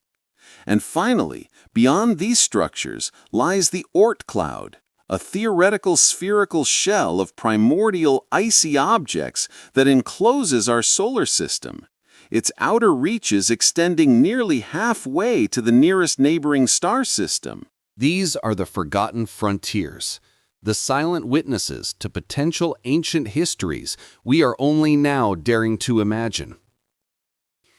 The sheer immensity of the space beyond Neptune defies easy comprehension. Imagine attempting to chart this vast region with our present-day telescopes, scanning methodically across its expanse. The task would consume an astonishingly long period, tens of thousands of years, to complete even a rudimentary survey. Thus, the claim that humanity has truly explored the outer solar system is profoundly overstated. In reality, our detailed examinations have been confined to merely a few dozen specific objects, while perhaps cataloging only a few 100,000 others at a much coarser level. This limited understanding is akin to studying 3 grains of sand on an entire beach, and then declaring oneself an expert on the ocean itself. One naturally ponders the fundamental requirements for life: energy, warmth, and essential resources. Venturing beyond the orbit of the 8th planet, Neptune, the Sun transforms into merely another bright star in the sky. Solar energy becomes so scarce that it approaches insignificance. The ambient temperatures plunge to approximately 50 Kelvin, a chilling minus 370 degrees Fahrenheit. Such extreme cold is sufficient to freeze nitrogen into a solid state. It is a climate so frigid that the complex chemical reactions essential to the biology we know would cease entirely. Life as we understand it would find such conditions utterly hostile and unsustainable. However, this perspective reveals a fascinating possibility. Perhaps our entire framework for understanding intelligence and life is fundamentally flawed. What if the entities we might encounter are not biological organisms? Instead, what if intelligence manifests in a different form, one capable of enduring these seemingly uninhabitable environments? Contemporary advancements in artificial intelligence and robotics demonstrate our growing ability to create machines that function within conditions lethal to humans, operating in the vacuum of space, surviving intense radiation fields, and persisting in temperatures that would instantly freeze water. While we have achieved this within just a few centuries of technological progress, the potential of a civilization possessing millions of years of development behind it is staggering. Such a society could master technologies far beyond our current comprehension, perfectly adapted to their harsh surroundings. Consider the potential energy sources available within this distant frozen realm. Radioisotope decay presents one promising avenue. Certain fundamental elements, specifically uranium, thorium, and plutonium, possess the remarkable property of generating substantial heat through the process of radioactive decay. This heat production endures over immense stretches of time, potentially spanning billions of years. A highly advanced civilization possessing the requisite technological mastery could theoretically harness this persistent energy source. They might construct compact reactors designed for exceptional efficiency, capable of producing precisely the amount of power needed to sustain sophisticated computational systems and maintain the structural integrity of their infrastructure. Crucially, such a civilization would be liberated from any dependency on sunlight, as nuclear fission provides a constant, reliable alternative energy stream. Furthermore, the potential of fusion energy presents another avenue. Efforts to achieve controlled fusion on Earth encounter significant challenges, primarily stemming from the immense difficulty of containing superheated plasma at temperatures exceeding millions of degrees Celsius. However, contemplating a vastly extended timeline, one wonders what breakthroughs might be possible. What if an advanced civilization possessed billions of years to perfect the elusive goal of cold fusion, or to develop entirely novel, low-temperature nuclear processes currently beyond our imagination? The sheer quantity of deuterium available within the frozen ices of the Kuiper Belt alone represents a reservoir capable of powering such a civilization for eons, demonstrating the vast energy potential stored within our solar system's outer reaches. This line of reasoning leads to an even more profound consideration. What if this enduring, advanced civilization was not biological in origin to begin with? Perhaps it commenced as machine intelligence, constructed by some precursor race, or evolved through mechanisms entirely alien to our understanding of life and computation. Such machine intelligence operates without the fundamental biological requirements of oxygen or organic chemistry. Its existence depends solely on access to energy, raw materials, and the passage of time.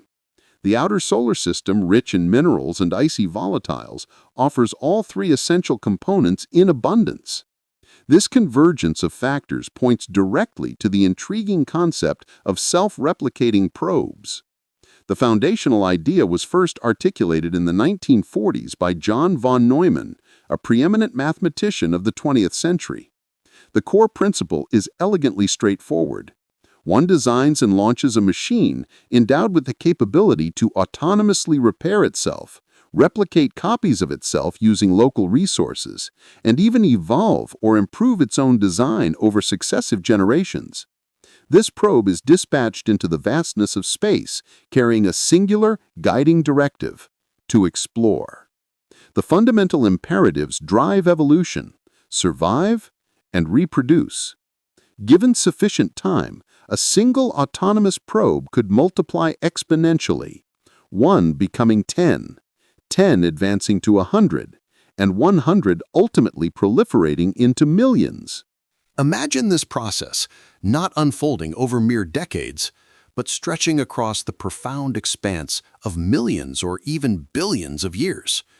Picture a vast, intricate network of self-repairing, self-replicating machines quietly spreading throughout the outer solar system. Each unit within this network would maintain its counterparts, share vital information, and adapt continuously to shifting environmental conditions. Crucially, these entities would not need to be large structures or overtly conspicuous. They could easily masquerade as ordinary asteroids, blend seamlessly into cometary bodies, or exist as unremarkable fragments of ice and rock drifting through the void. This very possibility should instill a sense of profound unease. We would remain entirely unaware of their presence unless a critical malfunction occurred or one of these machines deliberately chose to reveal itself. For a long slumbering probe designed to oversee the solar system, such developments would undoubtedly captivate its attention. However, it is crucial to emphasize that this theory encounters significant skepticism, and for justifiable reasons. The pressing inquiry is, where are the multitude of these probes? If such a civilization existed and had constructed self-replicating machines, we would be inundated by artifacts. The outer solar system should be teeming with them. Yet our observations reveal nothing. But let us not forget that we have merely scratched the surface of the outer solar system. Our detailed examinations have encompassed perhaps a few thousand Kuiper Belt objects, while most of our observations are limited to mere dots of light, reflections, and orbital parameters. We might not recognize a probe unless it exhibited unmistakable unnatural behavior. And if it is engineered to disguise itself as a natural object, we could remain oblivious to its presence altogether, unless it malfunctions, exhausts its resources, or its facade begins to unravel. For eons, encased in frozen slumber at the edge of our solar system, this enigmatic traveler lay dormant. Then, after stretches of time so vast they dwarf human history, the object began to stir. Its internal systems commenced activation, registering subtle irregularities upon our telescopes, minute deviations suggesting processes unfolding just slightly askew from natural expectations. This brings us back to the object designated 3I Atlas. Consider the fixed dark lane across its nucleus, a feature stubbornly unmoved by rotation. Observe the twin jets of material erupting with perfect symmetry, lacking the expected turbulence or blurring. Note the chemical signature detected within its volatile gases, an arrangement that defies classification against any known cometary profile. Crucially, its trajectory exhibits non-gravitational acceleration, an unearning push mimicking applied thrust rather than celestial mechanics. Finally, its path questions its interstellar claim, hinting at origins perhaps bound within our own cosmic neighborhood. What if these disparate anomalies, so puzzling individually, are actually facets of a single profound reality? What if they are symptoms pointing towards a unified explanation? Could 3I Atlas not be a natural body at all, but rather a probe, a creation assembled within our own solar system, perhaps by intelligence emerging or placed in the distant frigid realms beyond Neptune? And what we are witnessing now, after unimaginable spans of time, might represent either its long-delayed awakening or the gradual disintegration of its ancient mechanisms. The ramifications of such a conclusion are staggering.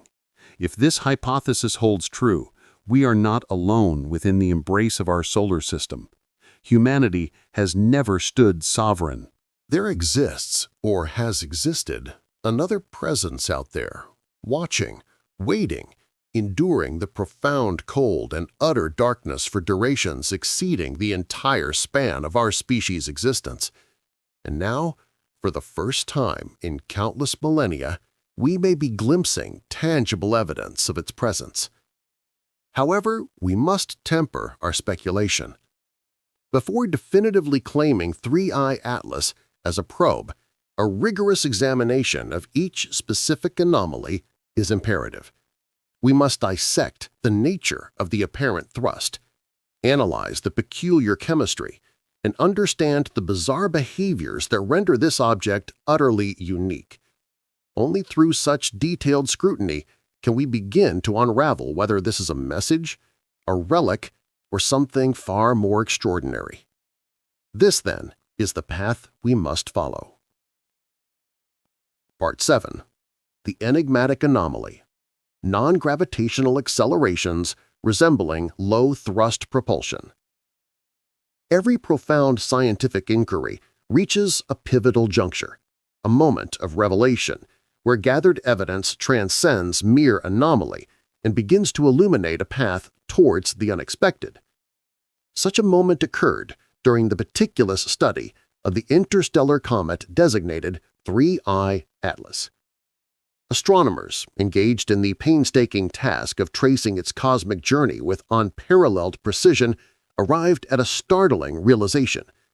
The comet's trajectory defied established celestial mechanics. It was not following the predictable path dictated by conventional forces alone. To comprehend the nature of this deviation, one must first appreciate the elegant simplicity underlying planetary motion. Tracking an object through the solar system fundamentally constitutes a complex physics problem. One possesses a foundational understanding of the primary gravitational influencer, the Sun's mass, alongside precise knowledge of the comet's position and velocity at specific observation points. By applying Newton's immutable laws of gravitation, astronomers construct a mathematical model capable of projecting the object's future location with remarkable accuracy, sometimes spanning months or even years into the cosmic future. This predictive power rests on the assumption that gravity alone governs the motion. However, the data for 3I Atlas presented a persistent and undeniable discrepancy between the comet's calculated position based solely on gravitational forces and its actual observed location. This consistent, unexplained departure from expected behavior manifests as what astronomers term non-gravitational acceleration. While such an occurrence is not inherently alien to cometary science, it typically adheres to recognizable patterns. In the case of most comets, the non-gravitational forces arise from a well-understood phenomenon, the release of jets. As comets approach the Sun and heat up, volatile ices sublimate, ejecting streams of vapor and dust into space. The reactive force generated by these powerful jets acts like a miniature rocket engine, gently nudging the comet's orbit off the purely gravitational course, a principle known as the rocket effect. The critical distinction surrounding 3I Atlas lies in the character of its non-gravitational acceleration. The magnitude of the observed effect is exceptionally minute, registering approximately 0.02 millimeters per second squared. While this figure may appear insignificant at first glance, its cumulative impact over the extended duration of the comet's observed passage through the solar system becomes substantial and undeniable.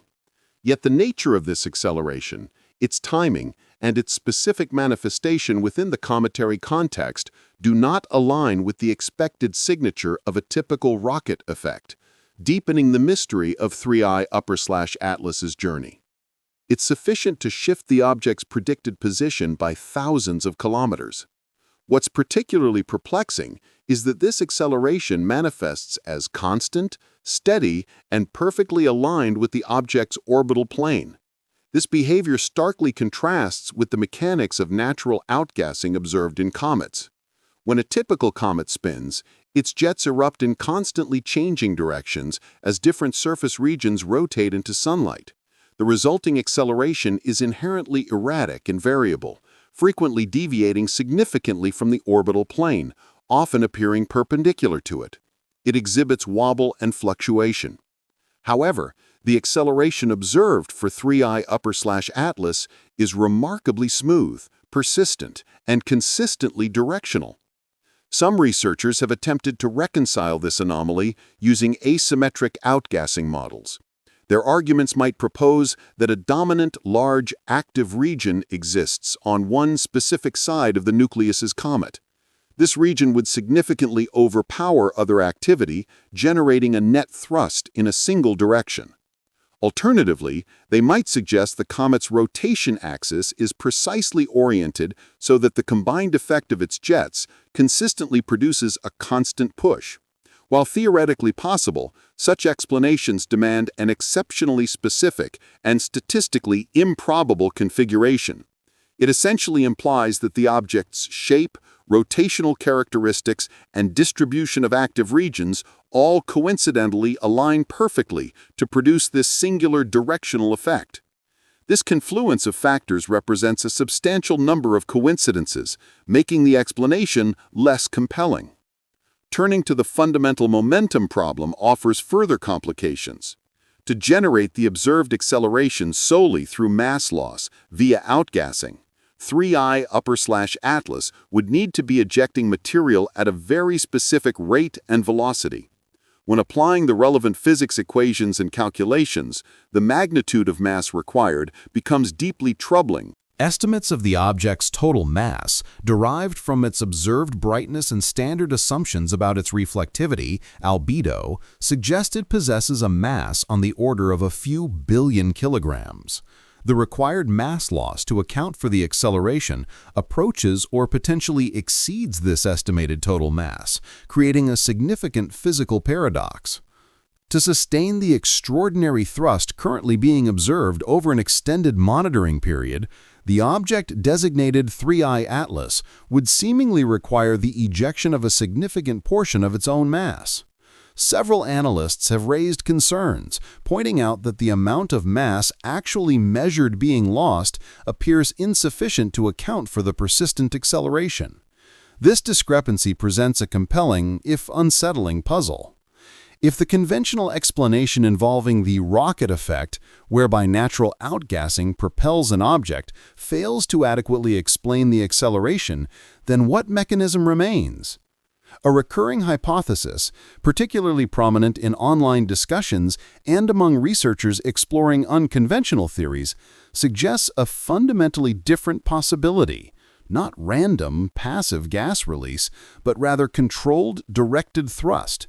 This concept imagines a complex system of precisely engineered vents or nozzles actively managed to open or close in sequence, generating thrust deliberately aimed in a specific vector. Envision integrated sensors meticulously tracking the object's exact orientation and velocity, coupled with an autonomous control system capable of dynamically adjusting those vents to maintain and alter its trajectory according to programmed parameters. Crucially, this is not speculative fiction. Humanity employs such principles routinely with our spacecraft, utilizing technologies like ion engines, Hall thrusters, or even basic cold gas thrusters. These systems provide low-intensity continuous thrust, remarkably similar in magnitude to the forces detected emanating from 3I Atlas. The fundamental distinction lies in the origin. Spacecraft are meticulously designed and constructed by intelligent beings, programmed with specific commands. The proposition that a comet, a natural celestial body formed through cosmic processes, could possess such an intricate self-regulating propulsion system borders on the absurd, unless, that is, 3I Atlas is demonstrably not a natural object. This line of reasoning introduces another critical layer to the mystery. Consider the stabilization challenge. If 3I Atlas is indeed producing thrust, and significantly, if that thrust vector remains consistently aligned with its orbital path, then some governing mechanism must be actively countering rotational forces. Recall that the object exhibits a distinct spin, completing a rotation approximately every 16 hours. Maintaining thrust alignment amidst this constant tumbling presents a profound engineering challenge far exceeding anything observed in nature. The object in question possesses a rotational period of 2 hours. If its thrust jets were rigidly fixed to its spinning surface, the direction of their force would inherently follow the rotation, resulting in a spiraling motion that would prove highly inefficient for acceleration. However, observational evidence indicates this spiraling effect does not occur. Instead, the thrust direction appears to maintain a consistent alignment. This crucial observation strongly implies one of two possibilities. Either the jets themselves possess the capability to rotate independently, actively compensating for the object's spin, or, more intriguingly, an internal mechanism exists that effectively decouples the thrust system from the rotation of the outer structure. This scenario naturally introduces the concept of gyroscopic stabilization as a key explanatory factor. One plausible mechanism involves a spinning flywheel located within the object. Such a gyroscope would provide a stable, non-rotating reference frame. This internal stability could allow the thrust system to maintain its fixed orientation, completely unaffected by the rotation of the outer shell. Alternatively, the object might utilize a magnetic coupling system. This system could harness the magnetic field present in the solar wind as an external directional reference point, enabling the thrust to remain aligned relative to this fixed cosmic field rather than the spinning body. Most unsettling of all, the object could potentially incorporate an active feedback control system. This sophisticated mechanism would continuously monitor its orientation and dynamically adjust the thrust direction in real time, counteracting any rotational movement instantly. Each of these potential explanations carries significant implications. They all demand a level of internal complexity that transcends simple design.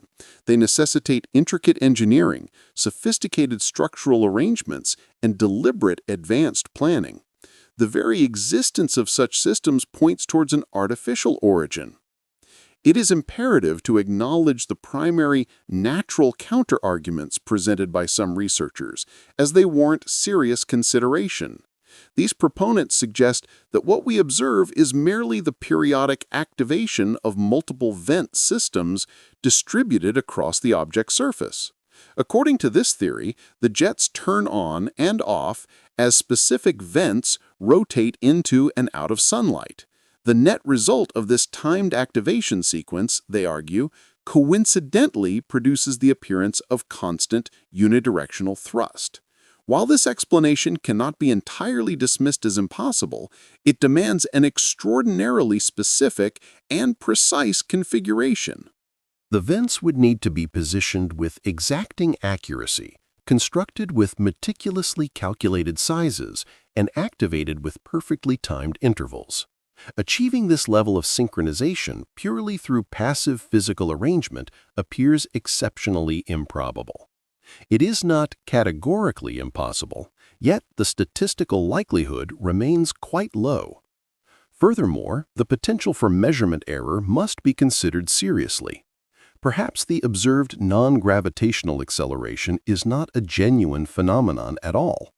It could instead be an artifact stemming from the specific methods employed to calculate the object's orbital path, or a consequence of unaccounted for forces such as solar radiation pressure exerted upon it, or even subtle drag effects generated by the sparse particles composing the interplanetary medium.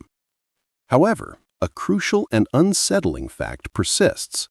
Multiple independent scientific analyses have meticulously examined the trajectory data and consistently confirmed the existence of this anomalous acceleration.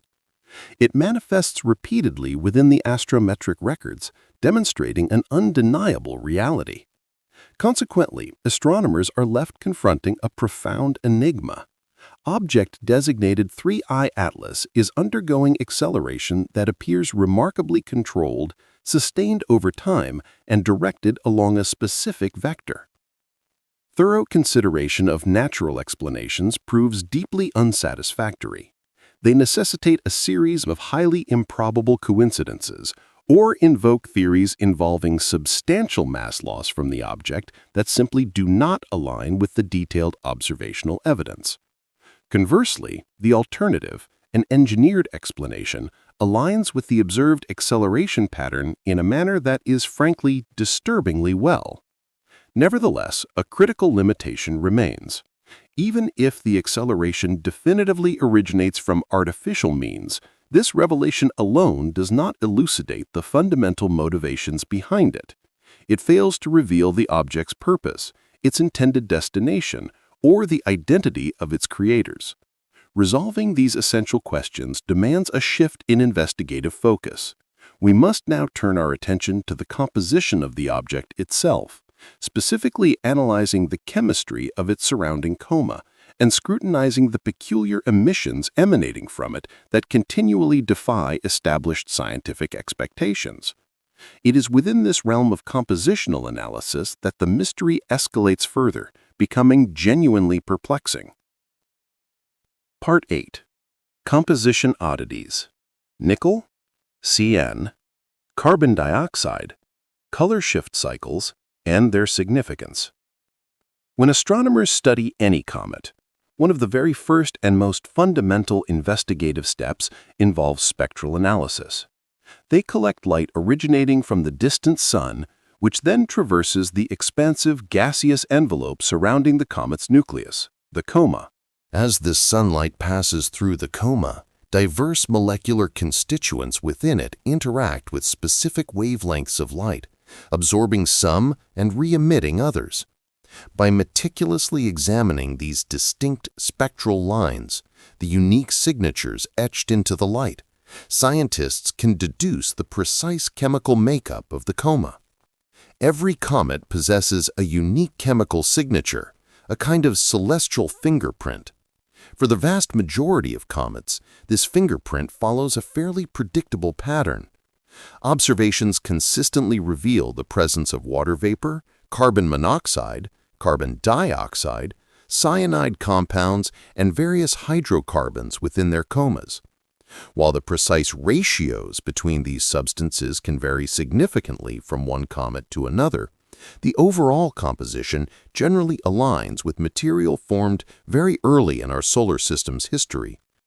The comet designated 3I Atlas, however, does not exhibit a normal fingerprint. Let us begin by examining its carbon dioxide levels.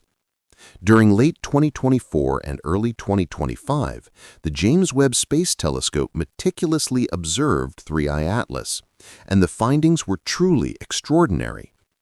The ratio of carbon dioxide to water vapor within the comet's coma was measured at approximately 8:1. This represents one of the highest such ratios ever documented for any known comet. Most comets contain significantly more water relative to their carbon dioxide content. Some comets belonging to the Jupiter family exhibit ratios closer to parity, around 1:1.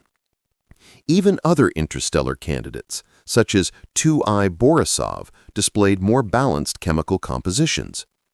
Therefore, the question arises, why does 3I Atlas contain so much carbon dioxide? One compelling explanation suggests the comet may have originated in an extremely frigid environment, situated very far from any host star. In such a cold, distant realm, carbon monoxide ice could have undergone prolonged processing by galactic cosmic rays over millions of years.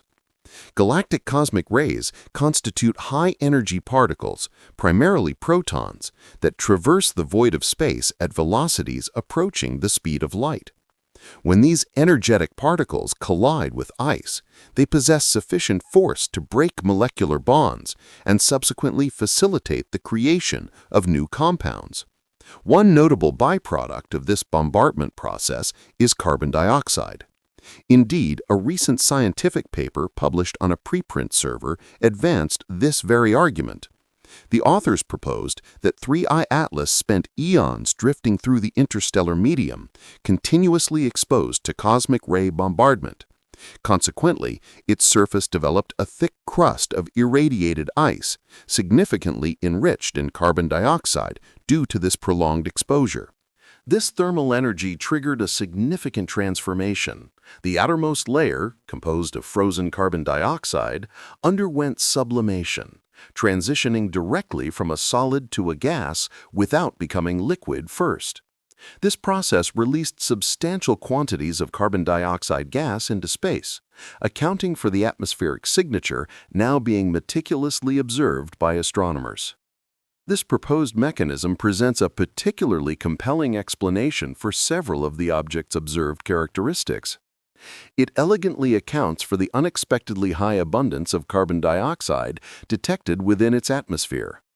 Furthermore, it provides a coherent rationale for the specific patterns of light absorption and reflection, known as spectral properties, that scientists have recorded. Crucially, this model also aligns with the intriguing possibility that 3I over Atlas is a genuine visitor from interstellar space, originating from the vast expanse of our galaxy beyond our own planetary system. However, despite its strengths, significant scientific challenges persist regarding this carbon dioxide crust hypothesis. The primary difficulty lies with the cosmic ray processing model, which fundamentally underpins this explanation. This model necessitates an extraordinarily long period of exposure to the intense radiation environment of deep space. The required duration for this chemical transformation to occur is measured in millions to billions of years. This timescale is perfectly acceptable if the object has indeed been adrift within the interstellar medium for eons, long before its recent encounter with our Sun. Nevertheless, a growing body of speculation now suggests 3I over Atlas might actually originate from within our own solar system, perhaps launched from the distant Oort cloud. In that scenario, its exposure to the harsh conditions of true interstellar space, and thus to the cosmic rays capable of driving this chemistry, would have been substantially shorter. While objects residing within the Oort cloud do experience some level of cosmic ray bombardment, the intensity is markedly lower than that found in the open galactic void. Although the necessary timescales could still potentially work out under these reduced exposure conditions, the specific chemical results become considerably harder to reconcile with the observed data. A second major point of contention centers on the presence and absence of other volatile molecules. If cosmic rays are efficiently converting carbon monoxide into carbon dioxide, the same energetic radiation should also be producing a suite of other complex molecules. These would include compounds like methanol, formaldehyde, and various organic molecules of differing complexity. Astronomers have indeed detected traces of some of these substances within the object's atmosphere. However, their measured concentrations fall significantly short of what would be expected if the cosmic ray chemistry described above were the sole source of production. The composition of the surrounding coma appears unusually selective, almost refined, as if only certain molecular species were being effectively released while others were somehow suppressed. This anomaly introduces further complexity into the analysis. Finally, the persistent presence of cyanide radicals, denoted as CN, presents its own intriguing puzzle. Cyanide emission is a common feature observed in the atmospheres of many comets. This signature emission originates from the breakdown of more complex molecules, such as hydrogen cyanide or even larger organic polymers within the comet's volatile-rich interior. The detection of CN in 3I bar Atlas, while expected, adds another layer to the ongoing investigation into its unique composition and formation history. Preliminary spectroscopic analysis of Comet 3 Sub-I Atlas has revealed a weak yet noticeable increase in emissions from the CN molecular radical. Coinciding with this observation is an unusually low measured ratio of diatomic carbon, C2, to CN within the comet's glowing coma. This specific chemical signature places 3 Sub-I Atlas within a distinct subgroup of cometary bodies characterized by a notable deficiency in complex carbon chain molecules. Understanding the significance of this depletion is crucial. Such a chemical composition is frequently cited as evidence for past thermal processing within comets.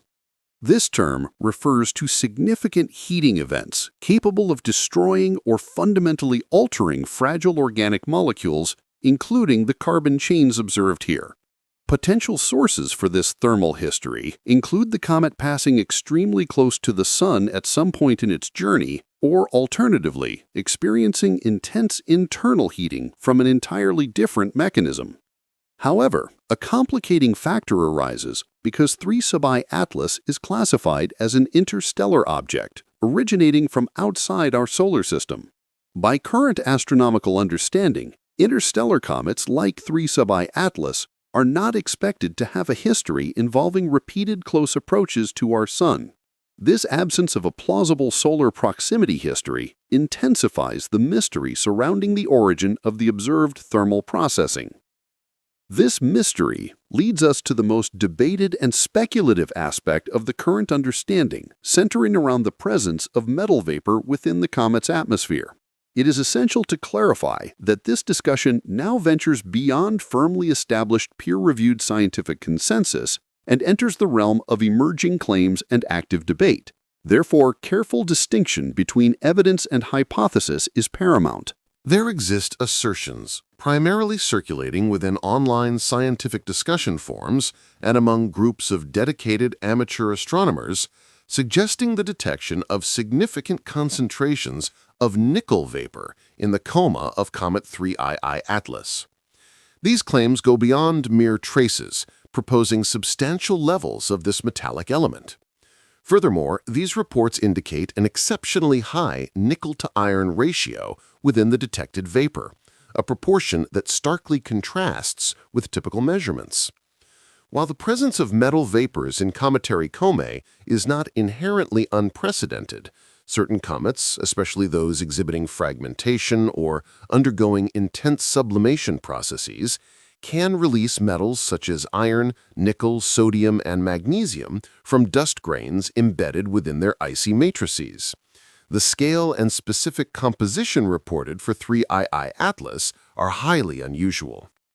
Crucially, the amounts detected in most comets are generally minor, and the measured nickel-to-iron ratio usually reflects the relative abundance found throughout the bulk composition of our solar system, approximately 1 part nickel to 16 parts iron. The potential nickel abundance indicated by the observations of Comet 3II Atlas has sparked significant scientific interest. If these results prove accurate, they suggest a nickel concentration potentially approaching a 1-to-1 ratio or even exceeding it, an extraordinary finding. High nickel levels are typically associated with distinct categories of iron meteorites originating from the cores of differentiated asteroids. This metallic signature is also frequently encountered in terrestrial contexts involving industrial metal refining and alloy manufacturing. Therefore, discovering such a composition within a comet represents a profound departure from expectation. It is crucial to underscore that these initial indications of substantial nickel have not yet been substantiated through rigorous peer-reviewed research. The current claims rely on observations gathered through amateur spectroscopy and preliminary analytical techniques. Consequently, their validity remains uncertain. They could stem from observational artifacts or analytical errors. Nevertheless, the intriguing aspect lies in the consistency of reports from multiple independent observers noting similar findings. Beyond the elemental composition, further anomaly surrounds Comet 3II Atlas, its polarization signature. Polarimetry, a sophisticated analytical technique, measures the polarization state of light scattering off dust particles within the comet's surrounding atmosphere, or coma. The distinctive polarization signature produced offers valuable diagnostic information regarding the physical characteristics of the dust, revealing details about particle size, shape, and composition. Comet 3II Atlas possesses one of the most anomalous polarization signatures ever documented. Recent polarimetric data published in scientific archives demonstrate that this comet exhibits an exceptionally strong negative polarization effect, reaching depths surpassing those observed in any known comet or asteroid. This profound signature strongly implies that the dust particles composing its coma possess highly unusual properties. These properties could include exceptionally small dimensions, atypical geometric forms, or even exotic material compositions. One compelling interpretation proposes that the dust is exceptionally fluffy, potentially consisting of loosely bound aggregates formed from submicron-sized grains. This structure would significantly influence how light scatters and becomes polarized, accounting for the observed anomaly. We are confronted with an object exhibiting a unique and complex set of characteristics. It demonstrates extreme enrichment in carbon dioxide, shows possible signs of processing by cosmic rays, exhibits depletion of carbon chains, which hints at a distinct thermal history, and possesses unconfirmed but persistent reports suggesting an unusually high nickel content. Its polarization properties are extraordinary, and it displays color shifts that do not neatly align with established natural models of comet behavior. While each individual anomaly might potentially be explained by natural processes, the collective weight of this evidence paints a compelling picture. This comet appears either to be extraordinarily unusual within the natural universe, or its nature may extend beyond purely natural origins altogether.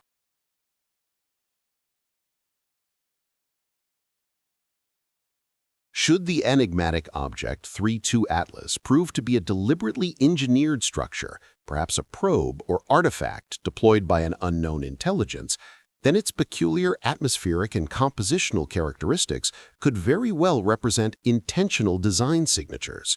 The unexpectedly high concentration of carbon dioxide might signify a calculated choice, potentially serving as a propellant source or playing a role in thermal regulation systems. Similarly, the observed enrichment of nickel could point towards specific internal structural materials chosen for their unique properties. The anomalous polarization signature detected in its light scattering might result from meticulously engineered dust particles crafted to interact with electromagnetic radiation in predetermined patterns. Furthermore, the subtle color variations witnessed could indicate controlled light emissions or perhaps the modulated venting of distinct gaseous reservoirs contained within its structure.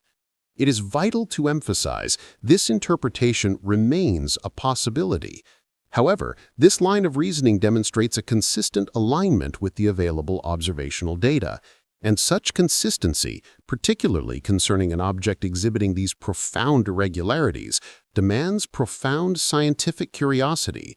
It compels us to look deeper.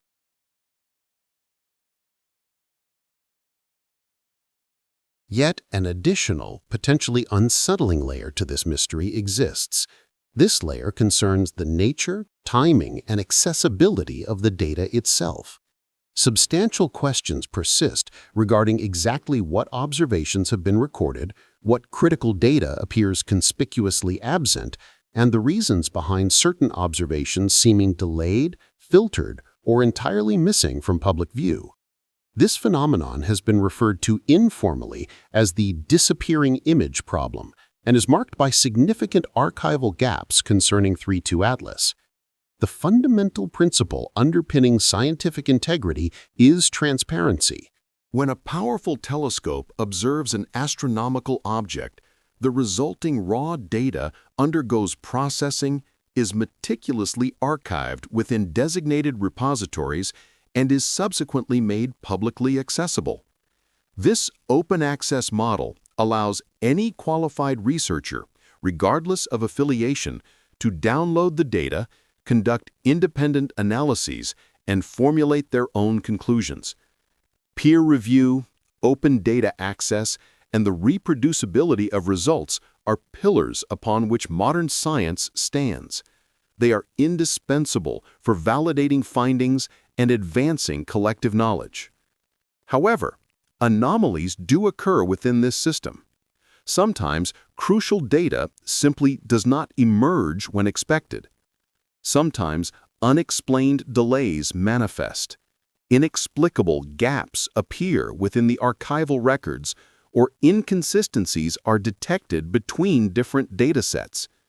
When these discrepancies arise in the context of an object as profoundly unusual and scientifically intriguing as 3-2 Atlas, they naturally provoke intense scrutiny and raise difficult questions about the completeness and timeliness of the scientific record. Let me state unequivocally, I am not asserting a deliberate cover-up exists. The situation warrants careful investigation and transparent explanation. While not implying astronomers or space agencies intentionally conceal evidence of extraterrestrial artifacts, significant concerns regarding data accessibility merit serious consideration. These issues first emerged prominently from the dedicated amateur astronomy community. Observers noted that initial images of the celestial object, referred to as 3A, captured by major ground-based telescopes shortly after its discovery, experienced notably slow publication in public archives.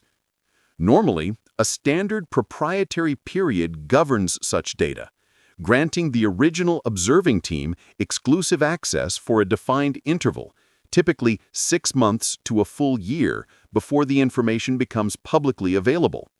However, for certain observations of 3A, the data release process appeared unduly delayed, or only highly processed, stacked images were provided instead of the essential raw frames. This distinction carries substantial weight.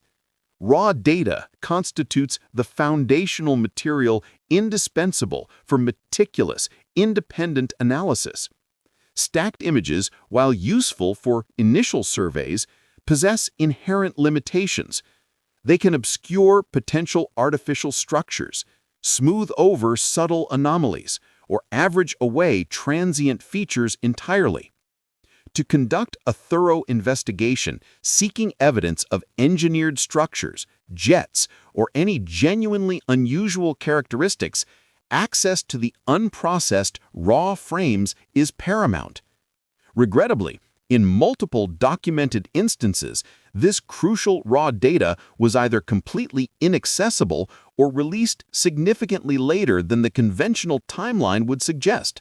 Furthermore, discussions within online astronomical forums have circulated claims regarding specific observations that, according to these sources, were internally flagged for further investigation but subsequently never entered the public scientific record.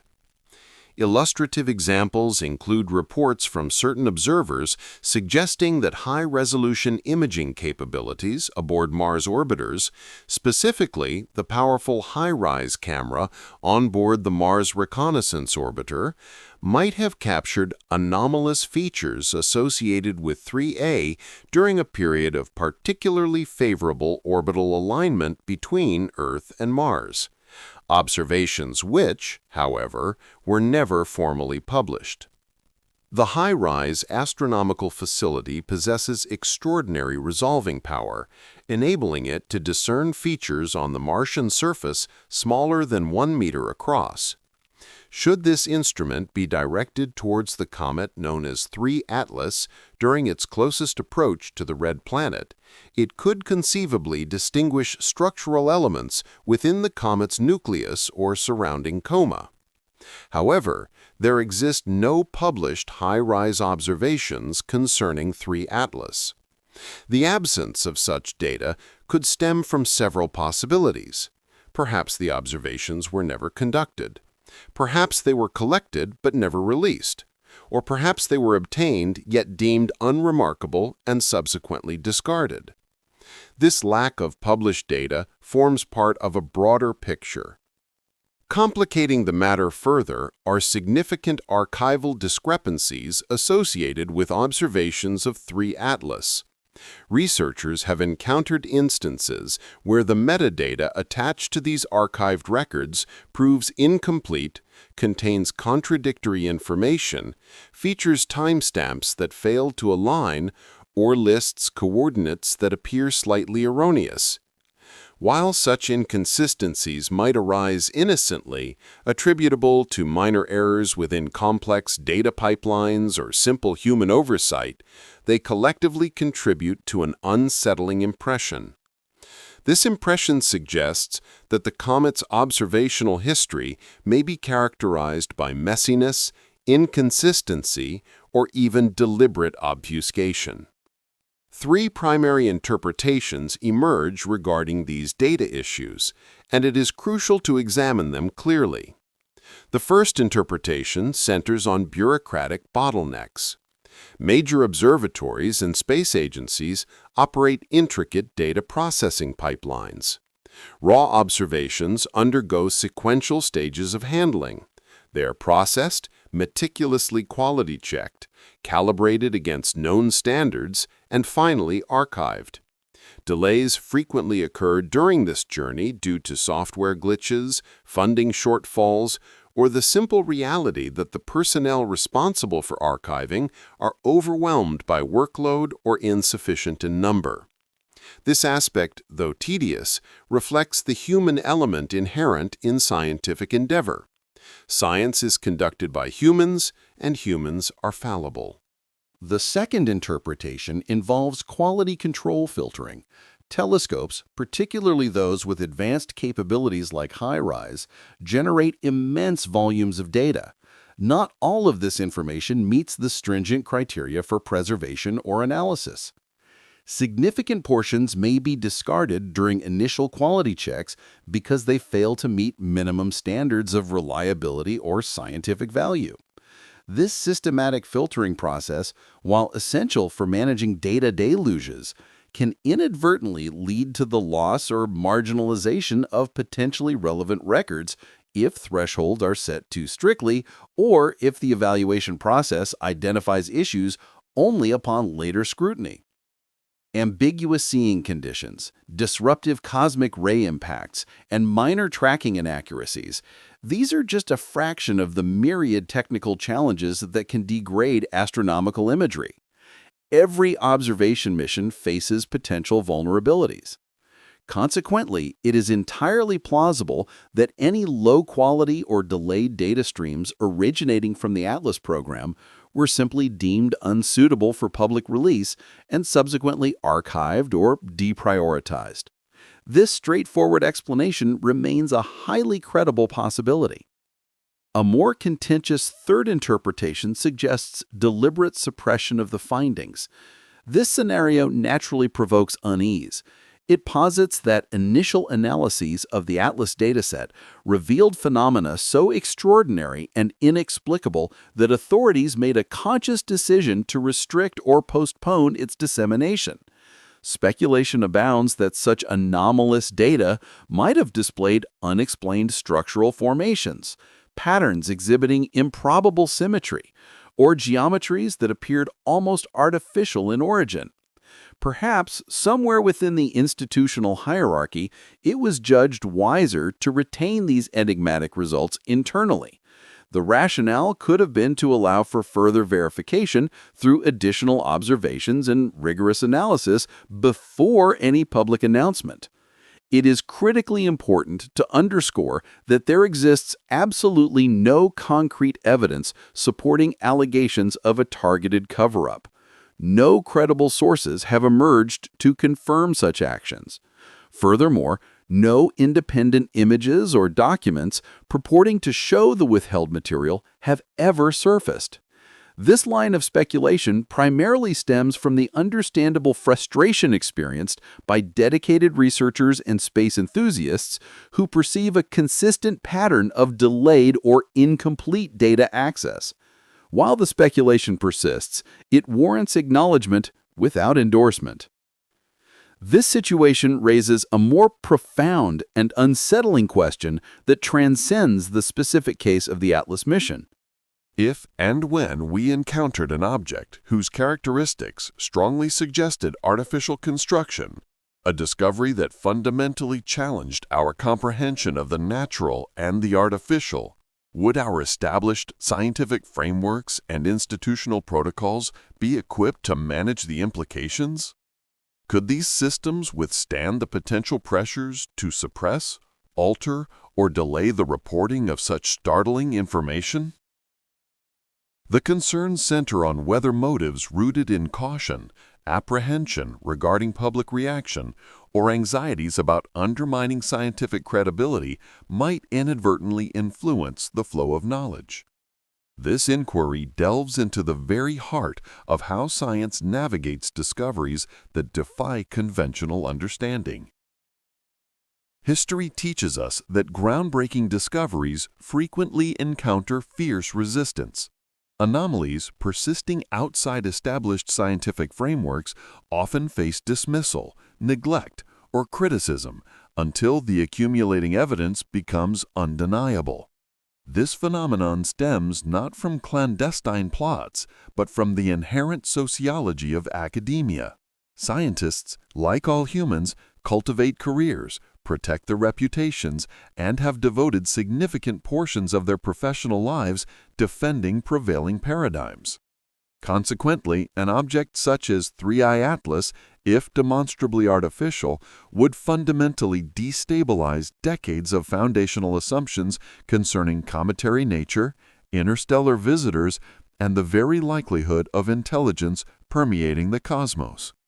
Processing such a paradigm shift requires considerable time and cognitive adjustment, making it understandable that some data might remain withheld.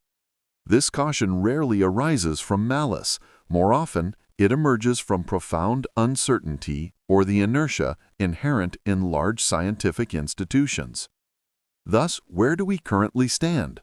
We possess an object exhibiting extraordinary observational anomalies, possessing compositional peculiarities starkly unlike any known comet, and displaying behavioral quirks that relentlessly challenge our definitions of natural phenomena. Simultaneously, questions linger regarding data transparency, specifically the existence of certain images and the reasons behind the non-release of some. None of these factors conclusively prove Three-Eye Atlas is artificial. However, they collectively underscore the necessity for continued vigilance. We must insist upon open access to all relevant data and persistently pose difficult questions. The potential implications are staggering should this object indeed be a probe, something meticulously constructed rather than naturally formed. This profound possibility leads us directly to the central hypothesis, the radical proposition that elegantly weaves together all these disparate anomalies, the scenario of an ancient probe and the concept of a disguised origin strategy. Let us now synthesize all the evidence and observations. Presented here is an extraordinary celestial body that traversed our solar system on a hyperbolic path. This distinctive trajectory strongly implies an origin far beyond our planetary neighborhood, originating from interstellar space. Upon examination, this object displays several remarkable and puzzling features. It possesses a fixed, dark linear feature that remains steadfastly stationary relative to its structure, showing no oscillation or wobble despite the object's rotational motion. Simultaneously, it ejects symmetrical, razor-edged jets of material that maintain a rigid, fixed orientation, even as the body spins on its axis. Furthermore, its movement exhibits a distinct non-gravitational acceleration, a thrust-like force that aligns precisely with the direction of its ejected material, suggesting controlled propulsion rather than natural forces. The composition of its surrounding fuzzy envelope, known as a coma, presents another anomaly. This envelope is enriched with carbon dioxide to an unprecedented degree, concentrations far exceeding those typically observed in natural comets. Unverified reports also suggest an unusually high concentration of nickel within its structure. Its interaction with light reveals extreme polarization properties, indicating unusual surface composition or particle alignment.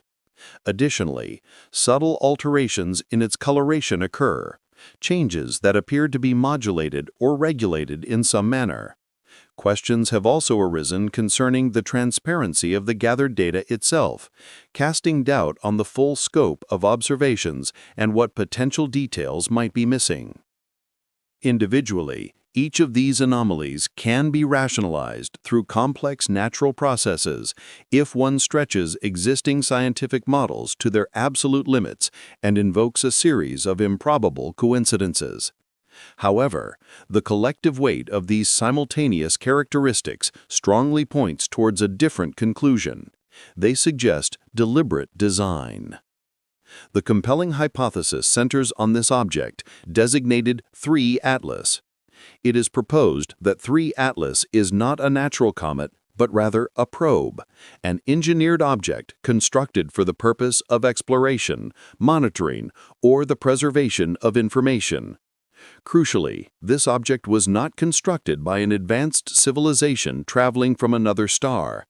Evidence suggests it was built right here within our own solar system, potentially millions or even billions of years ago, by an intelligence whose existence we were previously unaware.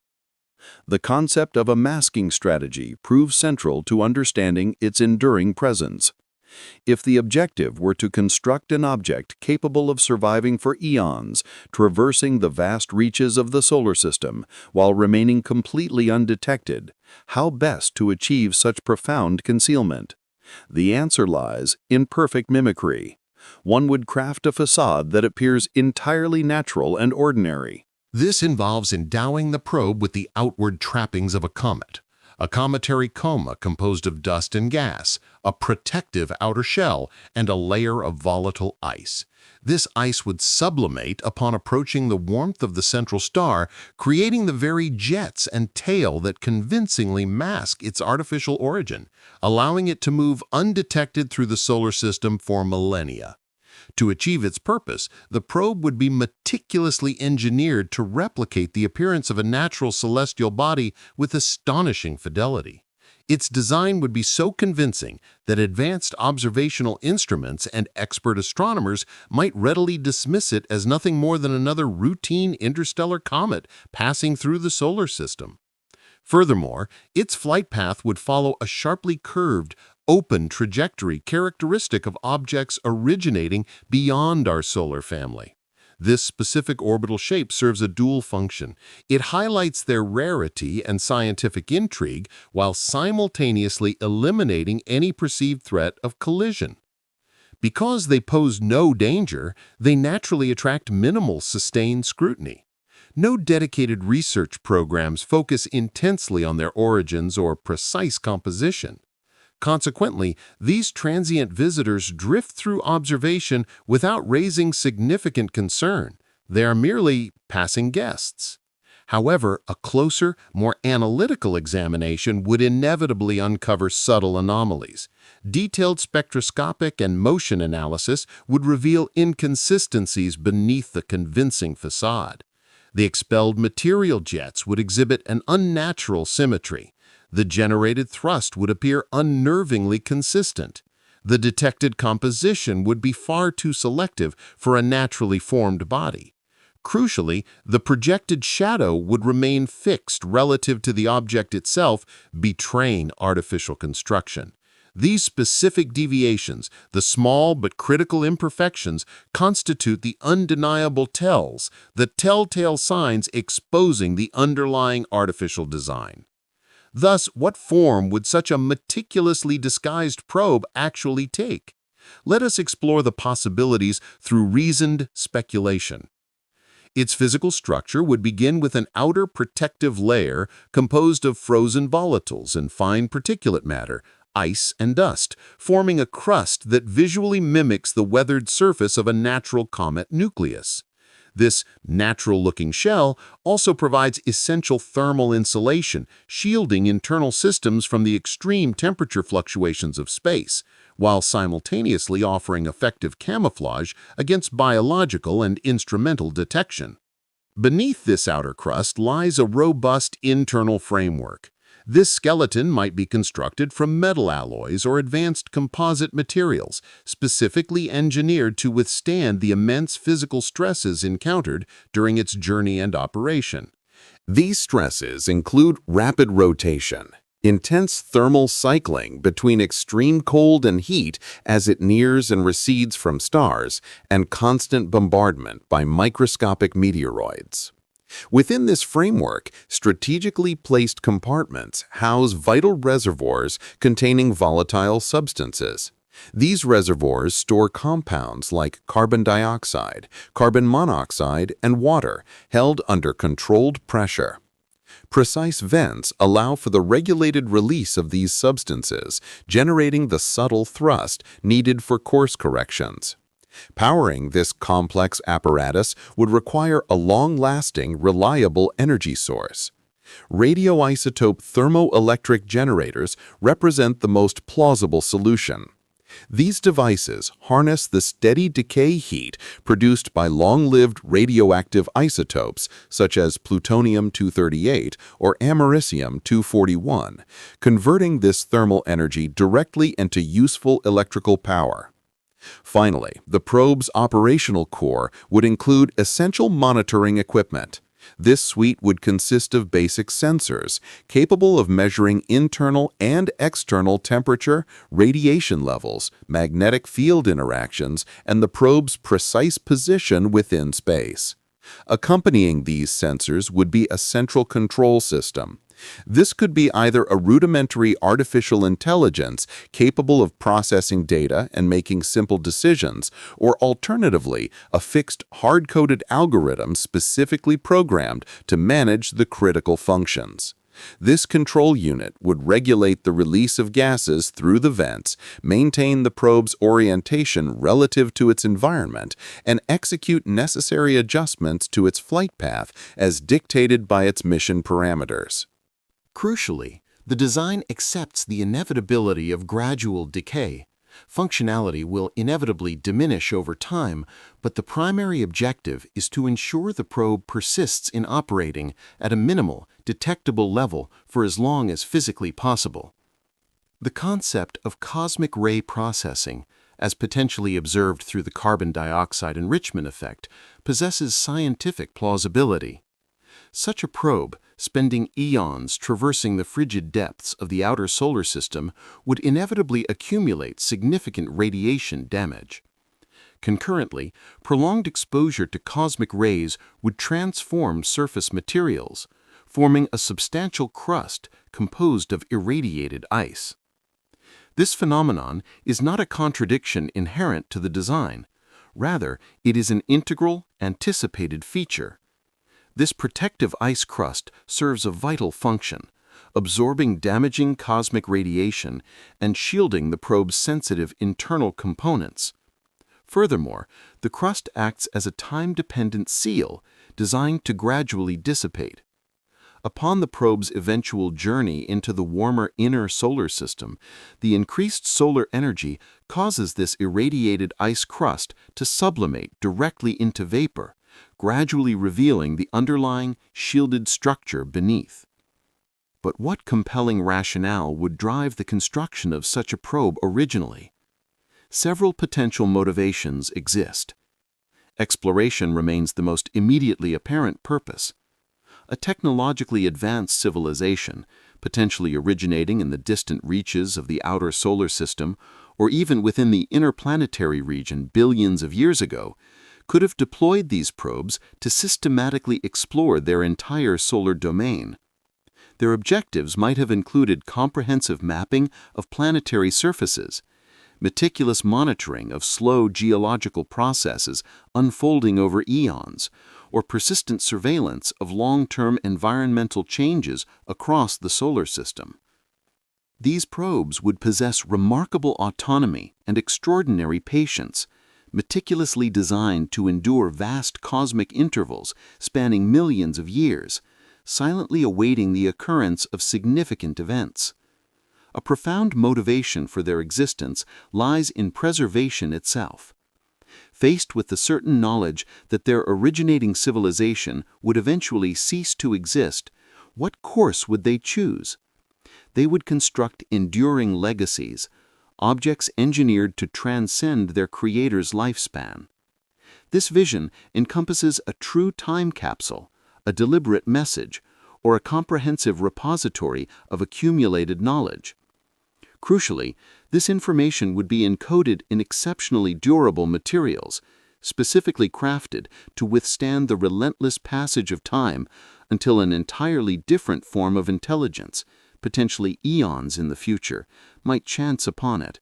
The 3 Atlas probes could precisely embody this concept, functioning as sophisticated messages in a bottle, adrift within the confines of our solar system for unimaginable durations. Perpetually poised and awaiting the arrival of an observer such as ourselves to finally notice their presence. Furthermore, the function of monitoring represents another compelling possibility. Perhaps these probes were constructed with a specific surveillance purpose in mind. Imagine a civilization that developed in the distant outer reaches of its solar system, harboring intense curiosity about the inner planets. They might focus their gaze intently upon worlds like Earth, Mars, or Venus. To satisfy this curiosity, they would deploy probes dedicated to monitoring those specific planets.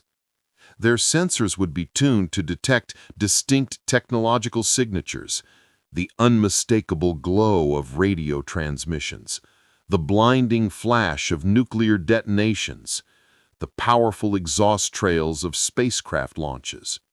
Upon registering these telltale signs of advanced life and activity, the dormant probe would awaken. It would then execute a calculated response, adjusting its trajectory with precision and initiating a course correction to approach the source of the signals for a closer investigation.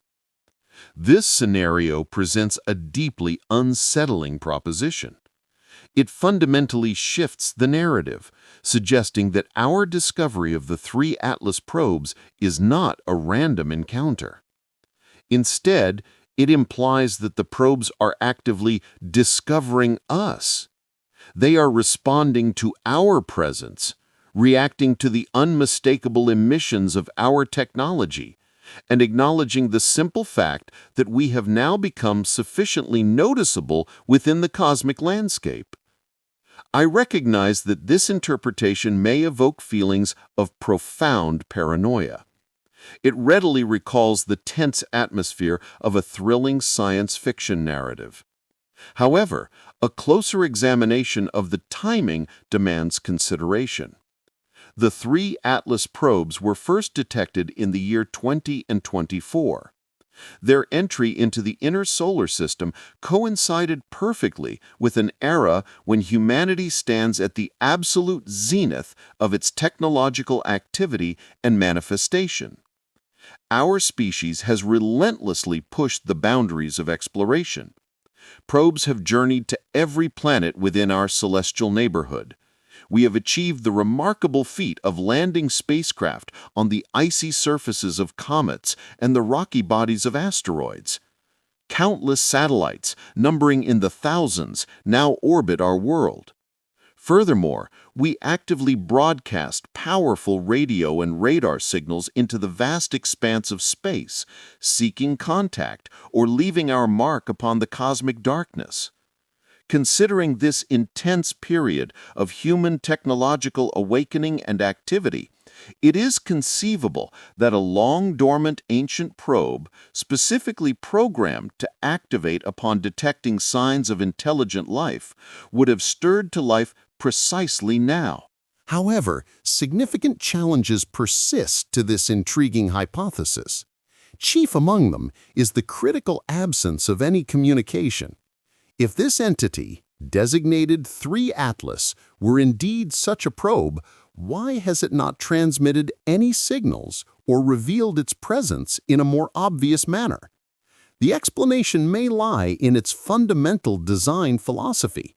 It might not have been constructed for communication with us at all. Instead, its primary functions could have been observation, recording environmental data or behaviors, and transmitting that information to a distant, perhaps now defunct receiver located elsewhere in the cosmos. Another plausible scenario involves catastrophic system failure.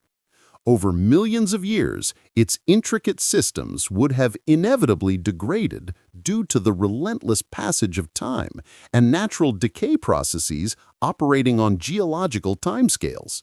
While basic functions, such as generating thrust for minor maneuvering or venting internal gases, might still operate, the complex circuitry and subsystems necessary for sophisticated communication would likely be beyond repair. A further challenge arises from the conspicuous lack of other similar artifacts. If a civilization possessed the capability to construct one such probe, the logical assumption is that they would have deployed many. Their absence raises profound questions. Where are the others? Several possibilities exist.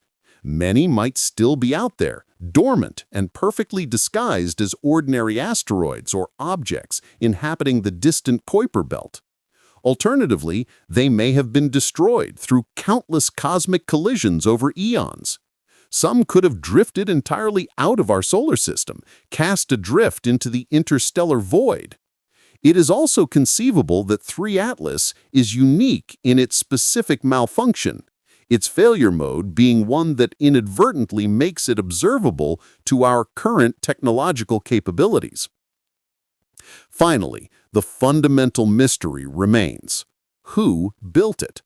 If 3 Atlas is indeed a probe originating from within our own solar system, the creators must have possessed technology far surpassing our own.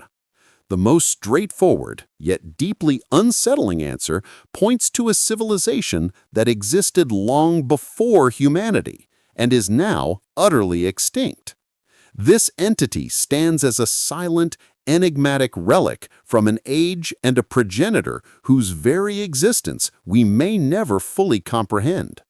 For billions of years, something emerged within the remote reaches of our solar system's outer regions, perhaps during a fleeting period when cosmic conditions proved more conducive to its formation. This entity subsequently disappeared, vanishing without a trace, leaving behind only its manufactured mechanisms and artifacts as silent witnesses to its existence. Another, even more enigmatic possibility warrants serious consideration. This probe could possess a biological origin, yet fundamentally different from any life form recognizable on Earth. Imagine, for instance, life evolving within the vast hidden oceans beneath the frozen crusts of distant icy moons. Life that ultimately developed technological capabilities and embarked on a journey of cosmic expansion. Its creation might be the product of such an alien biosphere, utilizing technology in ways utterly alien to human understanding. Alternatively, the probe could be entirely mechanical in nature, representing the distant descendant of a pioneering spacecraft dispatched eons ago by an unknown civilization. Over unimaginable timescales, this machine might have achieved self-replication and undergone continuous, unforeseen evolutionary changes, obscuring its original purpose and creators beyond even its own comprehension. The most profoundly unsettling scenario posits that the builders of this probe still exist somewhere within the profound darkness beyond Neptune, observing humanity as it stumbles upon their creation. If this holds true, they have consciously chosen not to initiate contact. Perhaps their patience is infinite, or their motives inscrutable, waiting to witness the trajectory of human development. Conversely, they may be entirely extinct, victims of some ancient cosmic calamity, rendering the probe a solitary drifting relic, a ghost ship adrift in the immense void, the sole remnant of a vanished species. The ultimate truth regarding this object remains shrouded in mystery. We currently possess no definitive knowledge. Our understanding is inherently limited without conducting closer, systematic study. We require the deployment of a dedicated mission to intercept 3I Atlas and perform a meticulous, direct examination of its physical properties and operational principles. And this course of action is precisely what must be undertaken. If this object is indeed what a cautious scientific minority suspects, if it represents genuine artificiality, then such a discovery would constitute the most momentous revelation in the entire history of human inquiry and existence. The search for intelligence need not extend beyond our own cosmic neighborhood. Forget hypothetical life on distant planets or unexplored galaxies. The most compelling potential evidence resides within the boundaries of our solar system. This suggests we may not stand alone in the universe.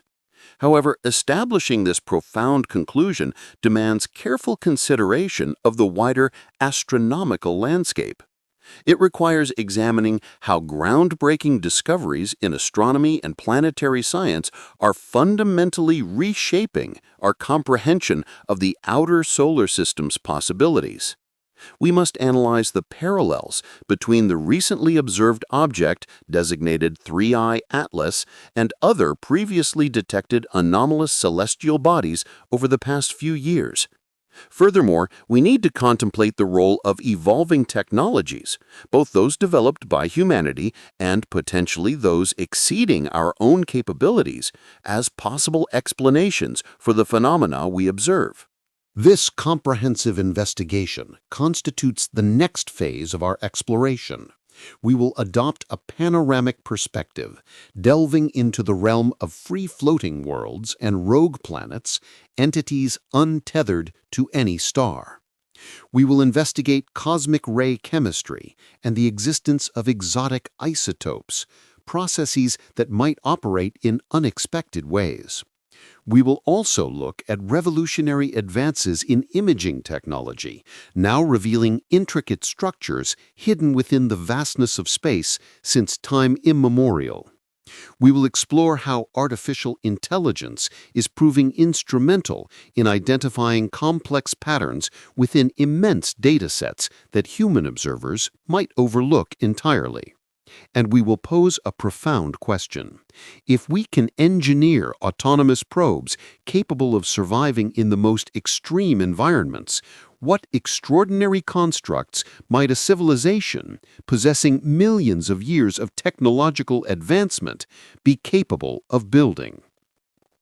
This brings us to a crucial realization.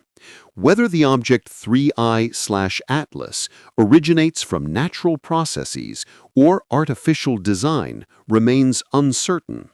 Nevertheless, its existence compels us to fundamentally rethink our solar system. It forces us to entertain possibilities we have long dismissed as implausible or impossible. In doing so, it is actively preparing humanity to confront the truly extraordinary questions that may lie ahead in our cosmic journey. Imagine, if you will, the profound silence of interstellar space. Within that vast emptiness, a single malfunctioning probe might remain undetected. Yet the possibility exists that others similarly adrift could be present. Some, crucially, might not be malfunctioning at all, but operating according to their own inscrutable design. This unsettling thought forms the foundation of our exploration into cosmic anomalies. Specifically, we turn to Part 11, Rogue Worlds, the discovery of free-floating planets and the enigma of their strange warm emissions. Let me recount a genuinely perplexing astronomical event that unfolded during the previous calendar year. Utilizing the unprecedented capabilities of the James Webb Space Telescope, astronomers made a remarkable sighting. A free-floating planet, a vast world completely untethered to any parent star, adrift and solitary within the cold expanse between the stars. While the concept of rogue planets was not entirely novel, scientists had identified such nomadic celestial bodies previously. This particular discovery stood out distinctly. Unlike other rogue planets observed before, this one was not merely reflecting faint starlight. It exhibited a distinct glow, a direct emission of thermal energy, registering temperatures far exceeding what its estimated age and the ambient temperature of the surrounding space environment would suggest. This unexpected warmth immediately ignited intense scientific discourse upon the publication of the findings early in the year 2025.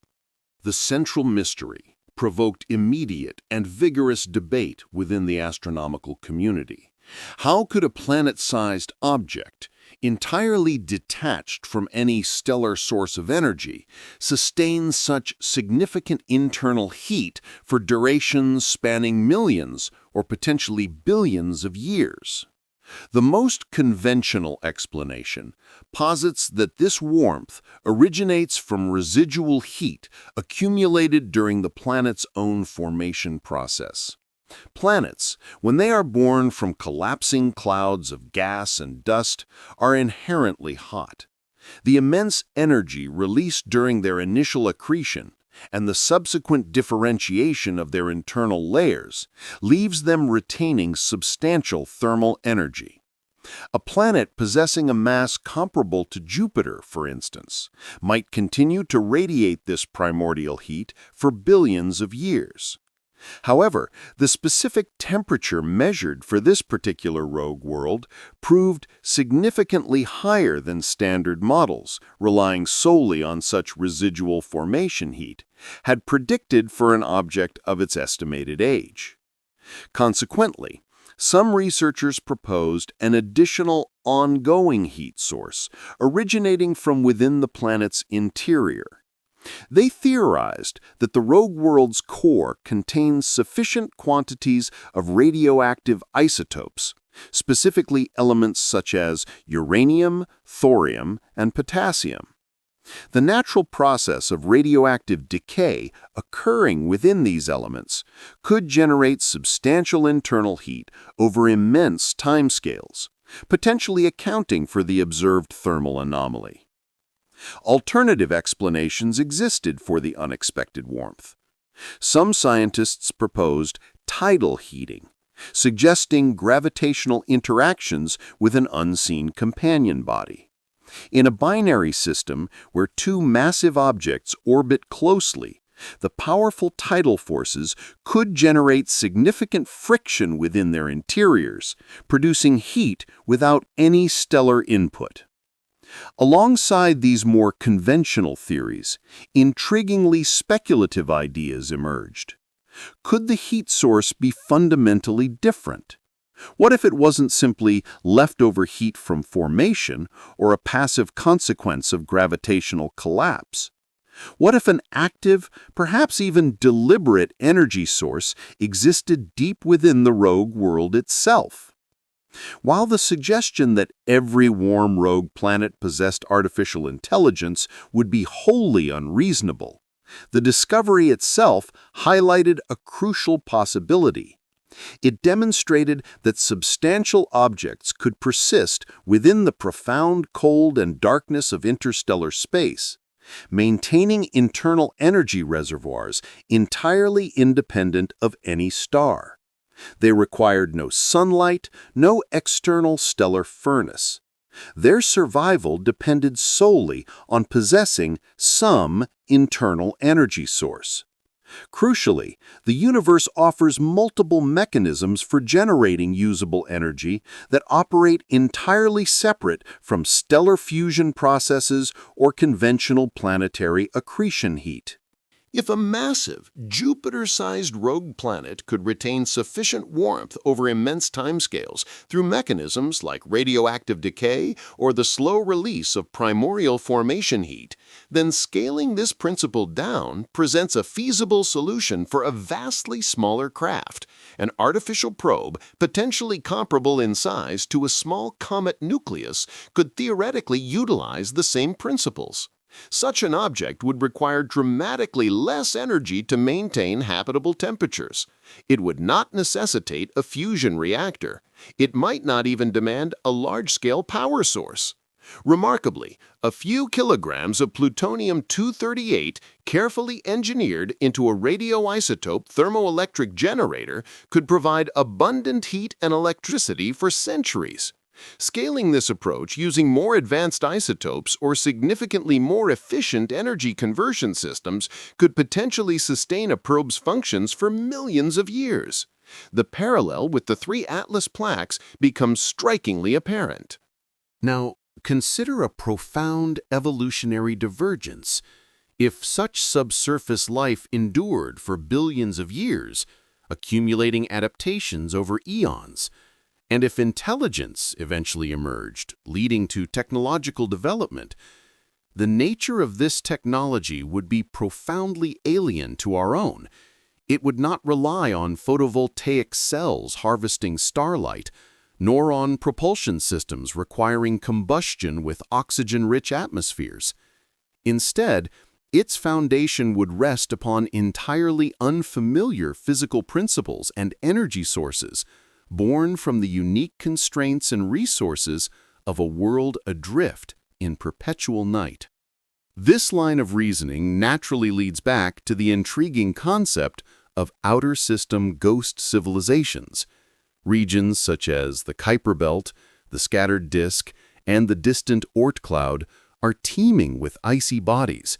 These range from relatively small worlds, potentially harboring subsurface oceans warmed either by tidal forces or internal radioactive decay, to larger entities like Pluto or Eris, which possess sufficient mass to generate complex geological activity.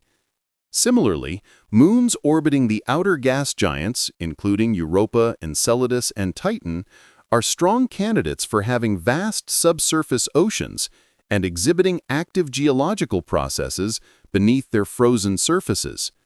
The central unresolved question arises: could life, and even intelligence, originate within these alien environments? The conditions are undeniably severe, energy budgets are extremely limited, and the evolutionary timescales involved are immense, stretching over potentially billions of years. Nevertheless, while these factors pose daunting challenges, they do not render the possibility entirely impossible. If, against these odds, intelligence did indeed emerge, if a technological species developed on a frozen moon, or perhaps even a rogue planet billions of years ago, the artifacts of their existence might still persist. These remnants could be adrift within the darkness of the outer solar system, drifting aimlessly through the inky void, waiting silently to be discovered. The enormous challenge lies in detecting such faint signatures within the vast, dark expanse of space. Objects originating from interstellar space, like the first discovered interloper, would appear extraordinarily small, dark, and cold when viewed against the immense emptiness of the outer solar system. Our most powerful telescopes, meticulously engineered to hunt down exceptionally bright phenomena, towering stars, distant galaxies, and other luminous entities that readily emit or reflect vast amounts of light, are fundamentally ill-suited for detecting such diminutive, thermally faint probes. A mere small, cold probe, even if it were actively releasing gases, would present a near impossible detection challenge unless it happened to traverse extremely close to either Earth or our Sun. This inherent difficulty in spotting these distant wanderers is precisely what renders the encounter with the object designated 3 so profoundly intriguing. Crucially, 3 did come remarkably close, entering the inner solar system where our current observational capabilities were able to register its presence. And once focused scrutiny began, scientists uncovered a compelling series of anomalies, subtle but persistent signs suggesting, however tentatively, that this object might defy initial expectations entirely. The recent discovery of free-floating planetary bodies within our galaxy further intensifies this line of inquiry. Current cosmological estimates propose that there could exist billions of rogue planets adrift in the galactic expanse, potentially exceeding the sheer number of established stars. If even a minuscule proportion of these nomadic worlds host life, or if just one rogue planet in every billion once nurtured a technological civilization, the conceivable ramifications become truly staggering.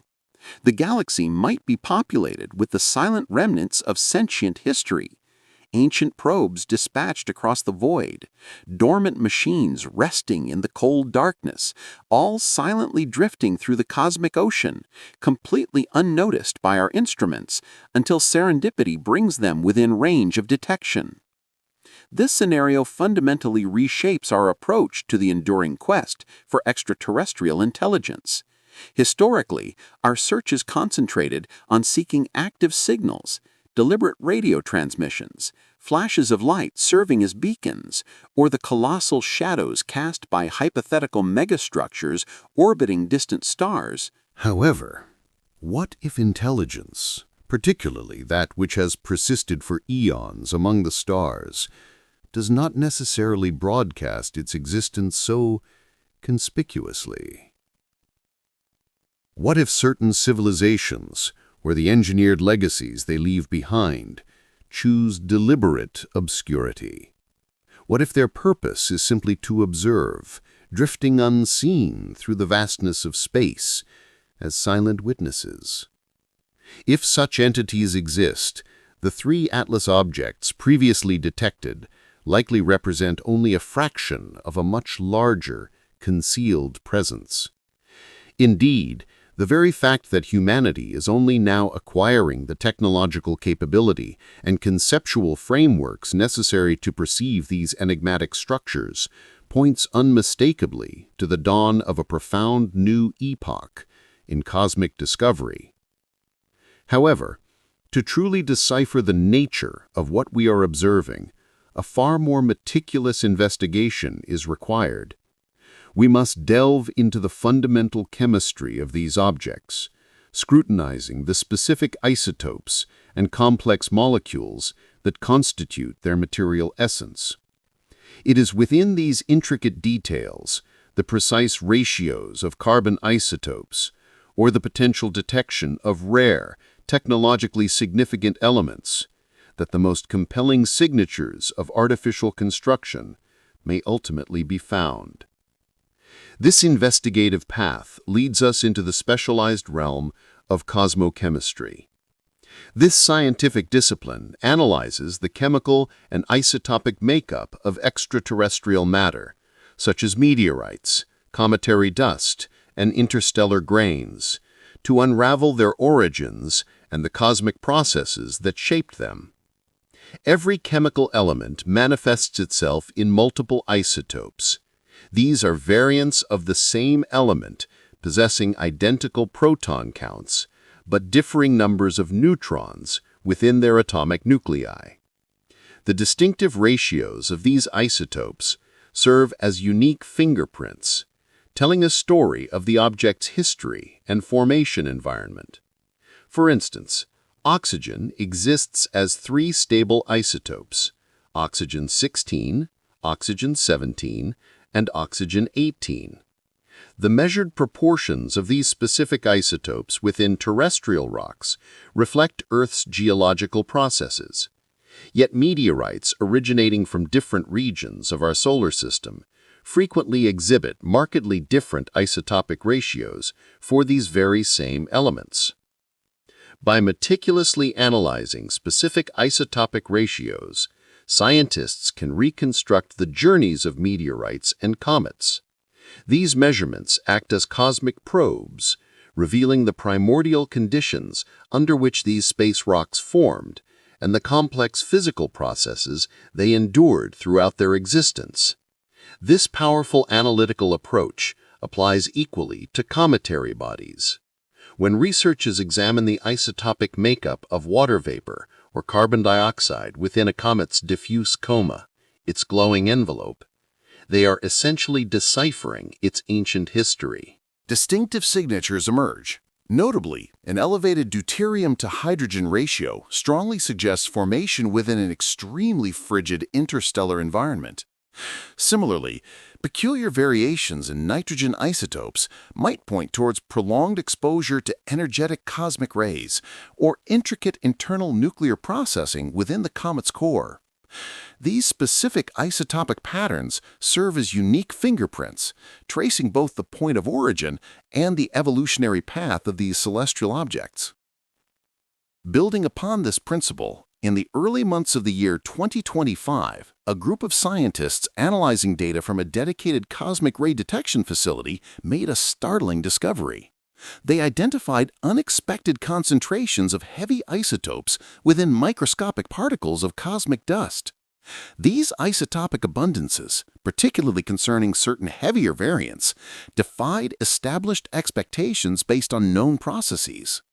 Specifically, they detected anomalous concentrations of carbon-13 relative to carbon-12, alongside elevated levels of oxygen-18 compared to oxygen-16, within a collection of dust grains exhibiting compositional signatures matching cometary debris.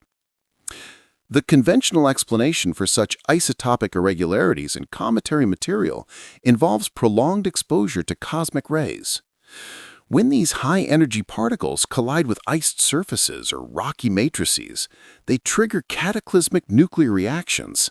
These events can shatter existing atomic nuclei or fuse them into new elements, thereby generating novel isotopic forms. Over immense stretches of time, millions of years, this bombardment can significantly alter the isotopic fingerprint of any surface persistently exposed to such radiation. However, the isotopic ratios observed within these specific dust grains presented a puzzle. The degree of enrichment for certain isotopes was notably higher than predicted by standard cosmic ray alteration models, or the pattern of isotopic shifts did not align precisely with theoretical expectations. Some scientific investigators have suggested that the microscopic particles within cometary material may have undergone more than simply being bombarded by high-energy cosmic rays. They propose that these grains likely experienced additional significant alterations through processes involving either intense heat or complex chemical reactions, fundamentally changing their makeup. This concept becomes particularly intriguing when considering the enigmatic object designated 3I Atlas. Its composition shows clear evidence of heavy irradiation, specifically indicated by the pronounced enrichment of carbon dioxide and distinctive spectral characteristics strongly suggestive of prolonged exposure to cosmic rays. The argument is made quite explicitly in the referenced paper I mentioned earlier. This research contends that galactic cosmic rays, over the course of millions of years spent traveling through the interstellar medium, or perhaps within a remote molecular cloud, would have gradually converted frozen carbon monoxide into carbon dioxide within these grains. However, if the unusual isotopic signatures discovered within cometary dust samples imply that the material has undergone processing beyond the relatively straightforward effects of cosmic ray bombardment alone, then a similar scenario might be unfolding with 3I Atlas. This raises the possibility that the surface composition of 3I Atlas is not merely the product of natural, random irradiation of simple icid material. Instead, there may have been a deliberate act of isotopic manipulation, a conscious selection or concentration of specific atomic variants for a functional purpose. The question then arises, why would any entity undertake such engineered isotope selection? There exist several compelling reasons for this approach. Regarding power generation, certain isotopes, such as plutonium-238 or americium-241, generate heat through their natural radioactive decay at rates perfectly suited for creating long-lasting power sources, known as radioisotope thermoelectric generators. Concerning structural materials, specific isotopes possess exceptional abilities to absorb neutrons, rendering them invaluable components for constructing effective radiation shielding. And for propulsion systems, the precise isotopic makeup of a fuel can dramatically influence the efficiency of the underlying reaction processes. Therefore, if 3I Atlas indeed functions as an artificial probe and relies on radioisotope power for its energy needs, its internal structure could very well be enriched with these specific heavy isotopes, carefully chosen for their optimal decay properties. Detecting specific isotopes within a comet's coma presents a significant scientific challenge. If these isotopes manage to enter the coma, potentially via the process of outgassing, where volatile materials escape from the nucleus, or through the ablation of surface materials, their presence might theoretically be identified using spectroscopic techniques. However, the primary difficulty lies in the inherent limitations of remote spectroscopy performed from afar. Current capabilities allow scientists to detect certain molecules and variations in their isotopic composition, but only under very specific and favorable conditions. This requires the molecules to possess strong emission lines, distinct spectral signatures, and their abundance within the coma must be sufficiently high. Unfortunately, for trace elements or particularly rare isotopes, the resulting spectroscopic signals are often extremely faint.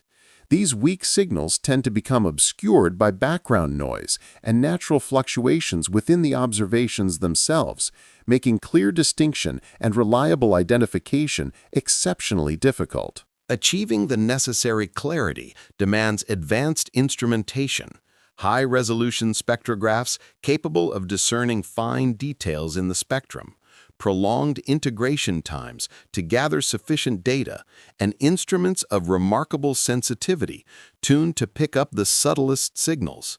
This conundrum underscores the critical importance of future mission architectures. The most definitive solution would involve deploying a dedicated probe capable of establishing orbital rendezvous with the comet nucleus, specifically 3 Atlas in this context. This mission could then actively collect samples of the coma dust particles and transport them back to specialized laboratories on Earth. This direct sample return would revolutionize analysis capabilities.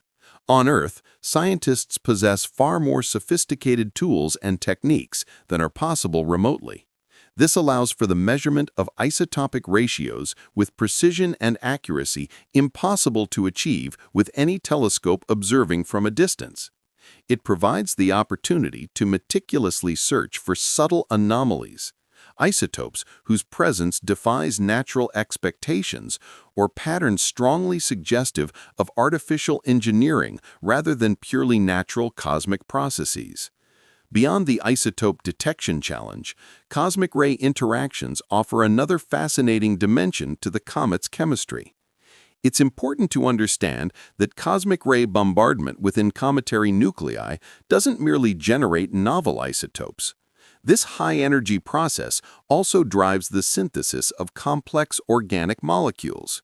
When energetic cosmic rays collide with the icy matrix containing vital elements like carbon, nitrogen, and oxygen, they initiate a cascade of chemical reactions.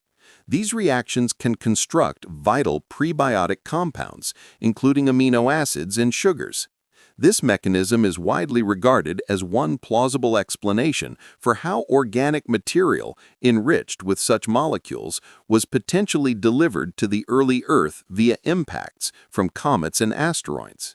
However, the specific nature of the organic chemistry occurring within the coma of 3 Atlas exhibits characteristics that are notably unusual compared to what is typically observed in cometary environments. The observed scarcity of low-carbon chain molecules, coupled with the distinctive isotopic fingerprint of cyanide and carbon dioxide emissions, hints at a remarkable chemical selectivity.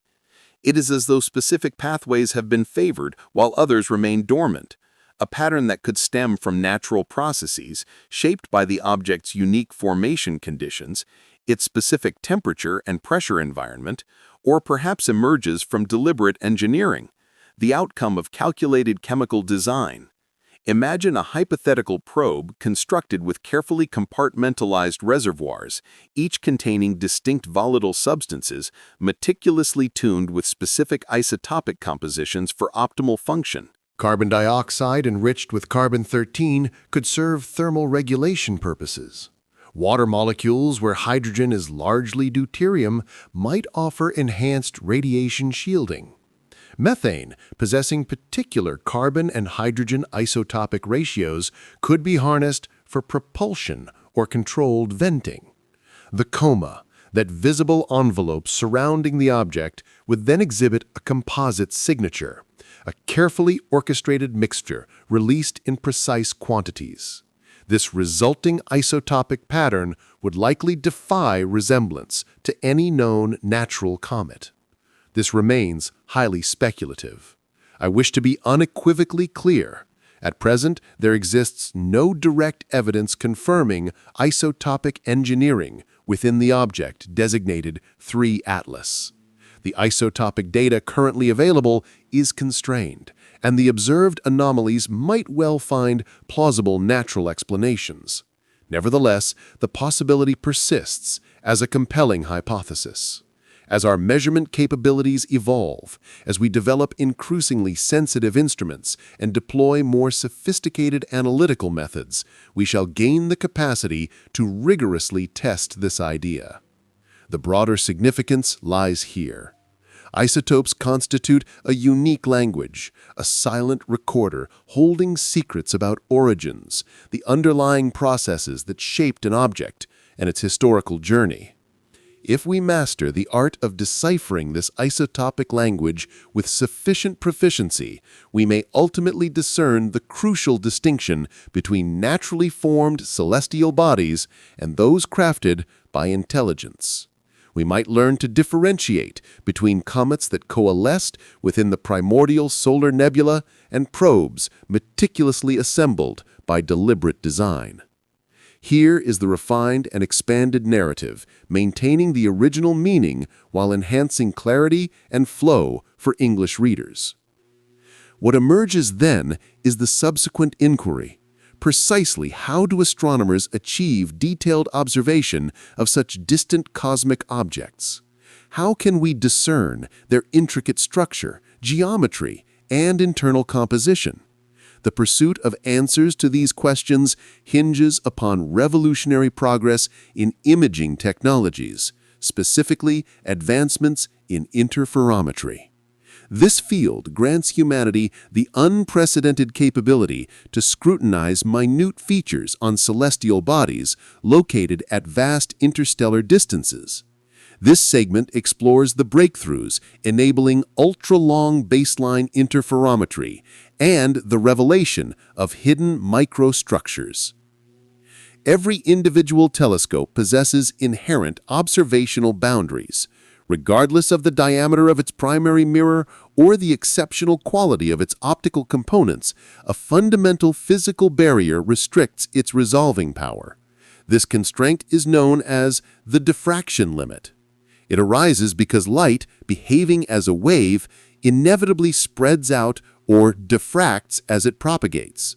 When such diffracted light enters a telescope and is focused, it does not converge to a perfect, infinitely small point. Instead, it forms a characteristic fuzzy or blurred spot at the focal plane. The angular size of this fundamental spot dictates the minimum separation between two objects that the telescope can distinguish as distinct entities. For instance, a telescope equipped with a 1-meter diameter mirror observing visible light is fundamentally limited to resolving features no smaller than approximately 0.1 arcseconds.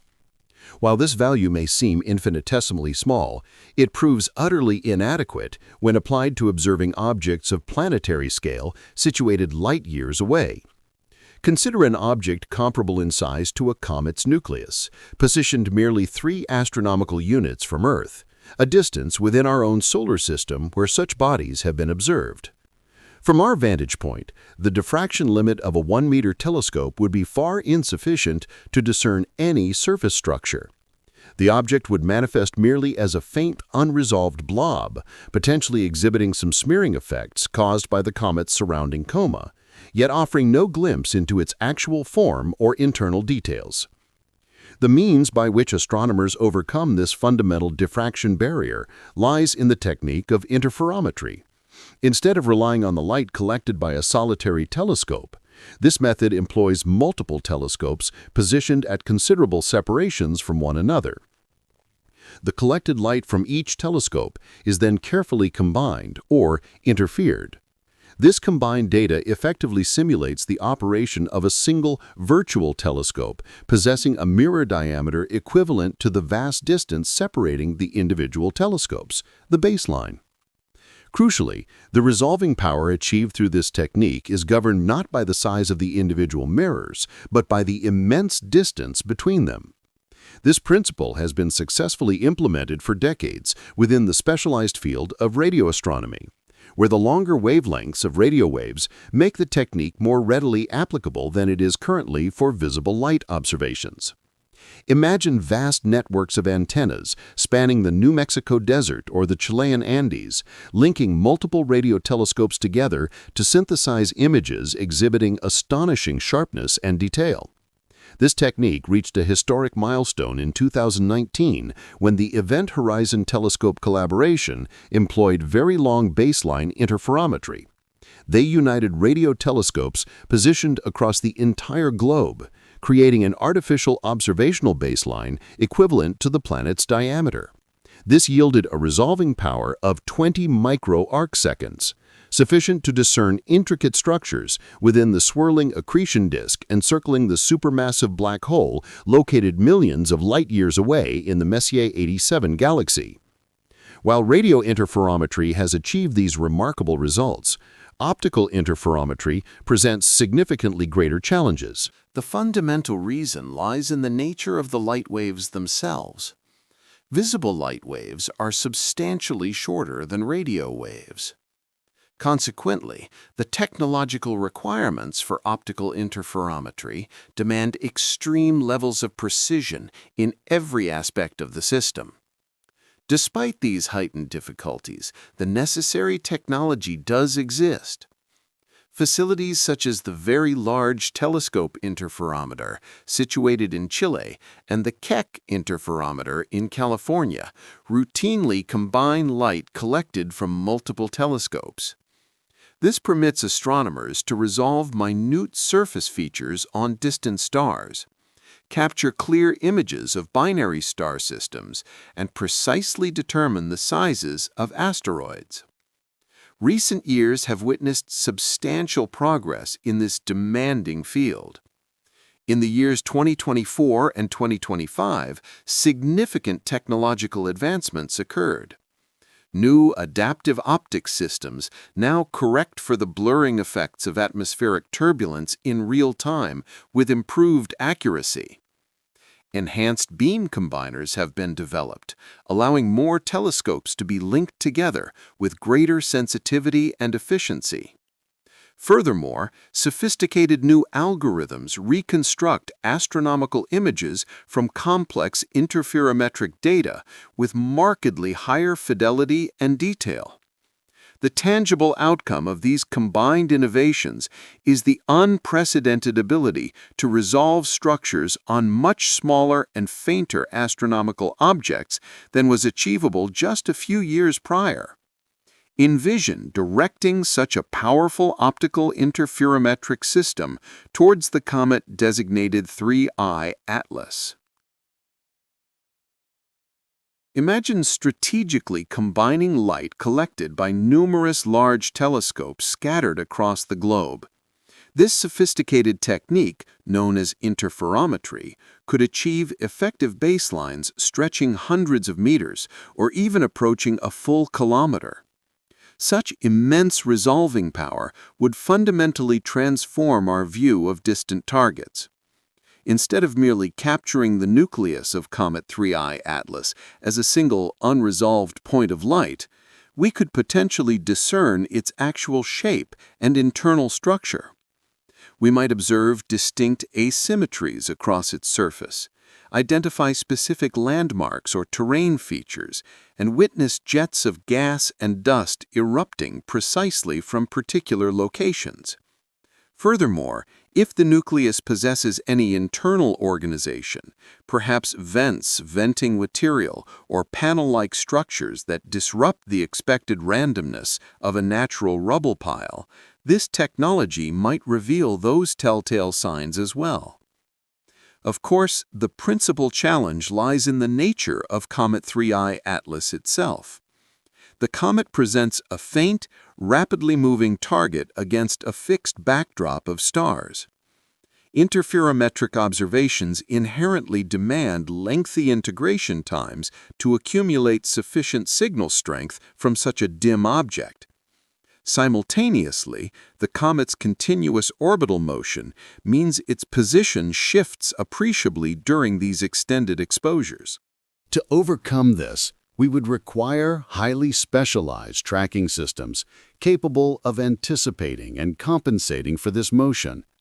Real-time corrections would be essential to maintain focus on the target throughout the observation.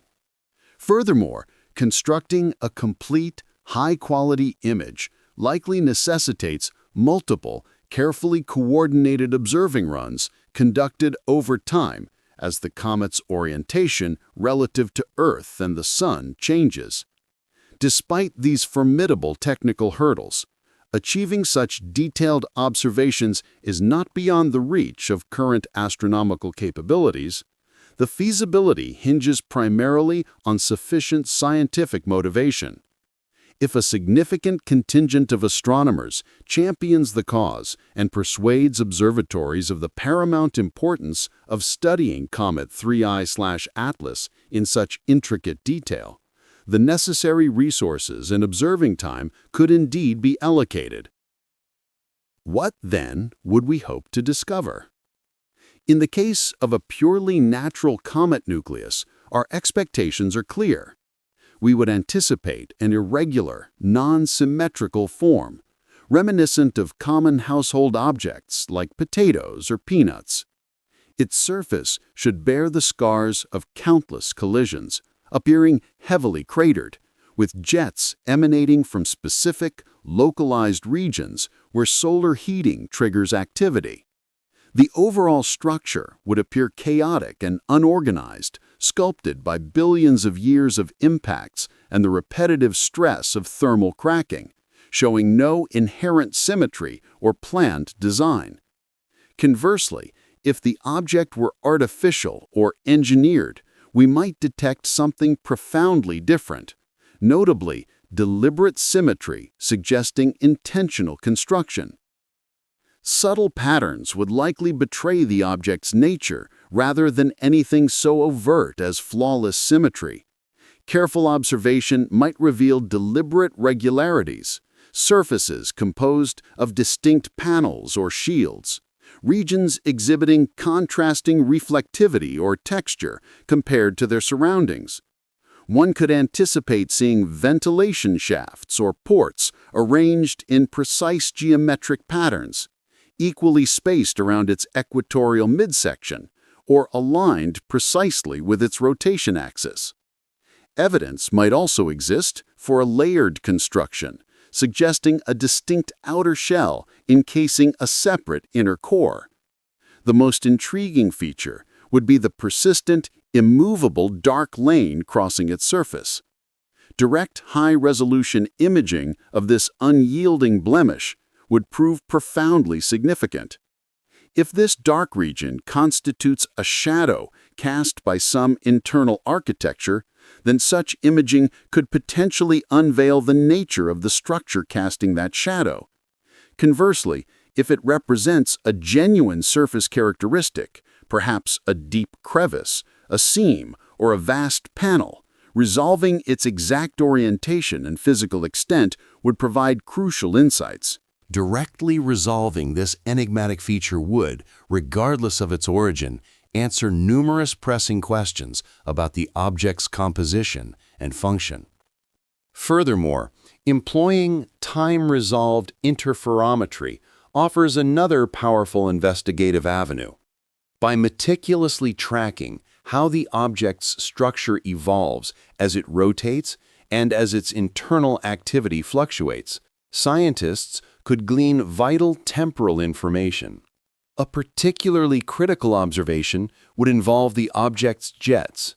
If these jets remain fixed in absolute space while the entire object rotates, then precise interferometry measurements would definitively map their spatial arrangement. These measurements could reveal whether all jets originate from a single central location, emerge from multiple distinct points, and, crucially, whether their orientation exhibits any subtle changes consistent with active, purposeful control. Of course, formidable observational limitations exist. Our perspective is constrained solely from Earth or Earth orbit. The viewing angle is fixed, offering only a single partial perspective at any given moment, revealing just one hemisphere of this distant entity. To fully comprehend the true three-dimensional structure of the object, we would require observations from multiple distinct orbital viewpoints. Alternatively, we would need to patiently await its rotation, allowing different faces and features to gradually come into view over time. For objects rotating with a period of 16.2 seconds, it is certainly feasible to observe them, though it does demand patience and meticulous planning. The overarching conclusion is that our observational capabilities are rapidly advancing in concert with our curiosity. No longer are we confined to perceiving comets as mere indistinct blurs. Now, we can discern their intricate structures, scrutinizing for minute details that may elucidate their composition and origins. If the hypothetical atlas is indeed what some conjecture, an artifact of engineering rather than natural occurrence, then these techniques may at last furnish us with the evidence we seek. Yet observation alone is insufficient. We must also consider the implications of constructing such an object, the technological advancements necessary, and whether those innovations align with our current understanding of engineering and material science. Intriguingly, we are currently developing spacecraft and systems that might serve as analogs to what an ancient probe could resemble. Part 14. Autonomous, self-reconfiguring spacecraft and the emergent AI-driven design methodologies. In March of 2025, a research team from the Massachusetts Institute of Technology and the European Space Agency unveiled a study detailing a prototype spacecraft that possesses the remarkable ability to autonomously reconfigure its structure. Nicknamed a Modular Autonomous Reconfigurable Spacecraft, or MARS for short, this invention stands as a monumental leap forward in the realm of spacecraft design. The concept is elegantly straightforward, yet profoundly transformative. Rather than constructing a spacecraft as a solitary, unyielding entity, the approach involves assembling it from numerous modules capable of detachment, repositioning, and subsequent reconnection. Every module is endowed with its own power source, sensors, actuators, and a rudimentary artificial intelligence that governs its actions. The interconnected modules sustain seamless wireless communication, meticulously coordinating their intricate movements and functions to dynamically adapt to evolving environmental conditions. For instance, should a micrometeoroid impact compromise one module, its failure is promptly detected by the remaining units, which then reroute essential functions around the affected component. When a change in the spacecraft's orientation becomes necessary, the modules possess the capability to physically rearrange themselves, effectively shifting the craft's center of mass to achieve the desired maneuver.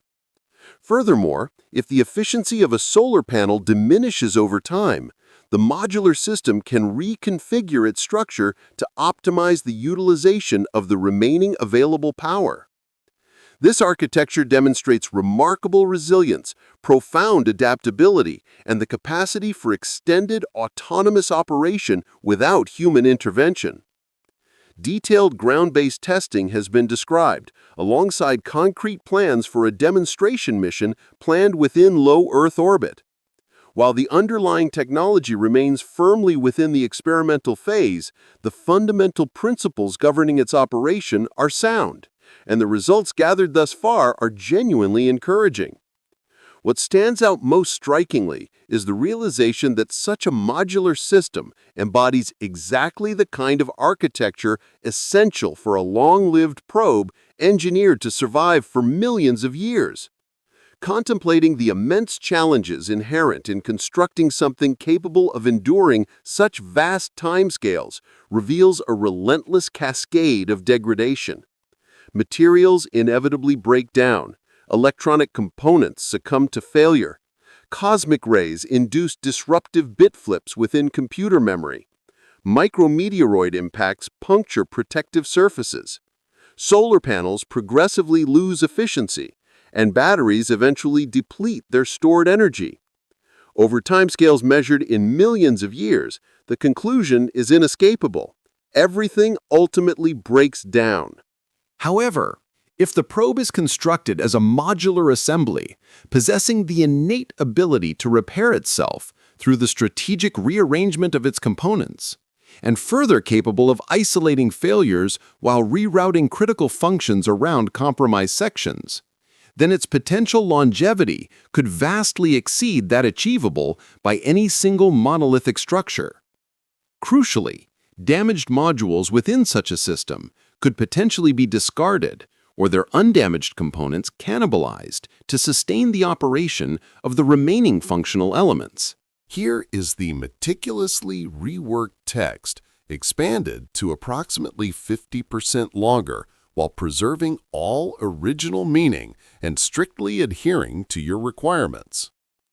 Modern spacecraft design could potentially utilize a novel approach to achieving extreme longevity. Critical operational functions could be dynamically shifted between the most robust and reliable modules within the probe's architecture. While such a probe would never achieve true immortality, this strategy could grant it an exceptionally extended operational lifespan. Degradation would occur gradually and predictably, allowing the system to maintain functionality through a period of graceful decline rather than experiencing a sudden catastrophic failure. Integrating artificial intelligence into this framework significantly enhances its potential. Crucially, this does not necessitate the development of complex, human-level artificial general intelligence. Instead, the focus lies in implementing simple, inherently robust control algorithms. These algorithms would process inputs from the probe's sensors to make vital, real-time decisions. Specific tasks demonstrably within the capabilities of contemporary spacecraft AI systems include maintaining precise thermal stability, adjusting venting mechanisms to regulate thrust output, continuously monitoring radiation exposure levels and automatically activating necessary shielding protocols, detecting the probe's orientation and adjusting its spin rate for stability, and performing numerous other essential operational adjustments. Future generations of these control systems will undoubtedly be far more sophisticated and capable. Equipped with this level of autonomous capability, a probe could navigate its environment independently. It would possess the intelligence to adjust its trajectory dynamically, purposefully steering clear of identified hazards or actively targeting regions of significant scientific interest. The probe could also meaningfully respond to changes within its solar environment. For instance, it might intensify its operational activities as it journeys closer to the Sun, maximizing data collection during its brief, high-energy encounter. And conversely, it could enter a carefully managed dormant state as it journeys further out into the colder, quieter reaches of the outer solar system. Furthermore, these systems possess the potential to learn and adapt over time. They could refine their behavior based on accumulated operational experience, gradually becoming more efficient and effective as they gathered more data throughout their mission. It is vital to emphasize that this technological vision is firmly grounded in current engineering practice. These are not concepts from science fiction. They represent active development efforts underway as we speak in the year 2025. These capabilities are being engineered specifically for missions planned to launch within the next decade or two. If humanity, leveraging only a few centuries of technological advancement, can achieve such systems, then one must contemplate the staggering possibilities available to a civilization possessing millions of years of accumulated knowledge and refinement. Consider the concept of 3i Atlas functioning as a single, modular, self-reconfiguring probe. The probe's external shell, composed primarily of ice and dust, serves a critical dual purpose. Firstly, it acts as a highly effective camouflage layer, visually blending the probe within the native environment of the outer solar system, or cometary regions. Secondly, and more crucially for survival, this outer protective shell shields the delicate internal electronic modules from the relentless barrage of cosmic radiation and the severe extremes of thermal stress encountered during its long journey. Concealed within the intricate architecture of 3i Atlas lies a network of interdependent modules, each assigned to a particular role. These roles encompass the generation of power, the regulation of temperature, the expulsion of gases, the guidance of the vessel, and the detection of surrounding phenomena. The artificial intelligence embedded within the vessel orchestrates the entire system, overseeing the rotation, adjusting propulsion, managing emissions, and modifying its operations in response to the evolving conditions encountered during its journey through the cosmos. Over the course of millions of years, certain modules have succumbed to failure. Some communication apparatuses may have ceased to function. Some sensors may have deteriorated beyond their optimal performance. Mission instructions may have become corrupted or completely lost. Nonetheless, the essential functions, power supply, stability, and venting, continue to operate, preserved by the remaining modules and the adaptive algorithms of the AI. 3i Atlas is no longer what it once was, yet it persists in its functionality, carrying out fragments of its initial purpose. This scenario would elucidate many aspects. It would account for the controlled yet erratic behavior exhibited by 3i Atlas. It is not in perfect condition. It is a machine that has operated for millions of years, sustained through self-repairs, degraded but not incapacitated. The fixed jets, the consistent thrust, the peculiar chemical signatures, all are indicators of a system that continues to operate, barely performing its designed functions even as it disintegrates. And here lies the truly captivating aspect. If we have the capability to construct self-repairing modular spacecraft at present, then within a century or a millennium, our successors may construct probes that bear a striking resemblance to the speculations concerning 3i Atlas.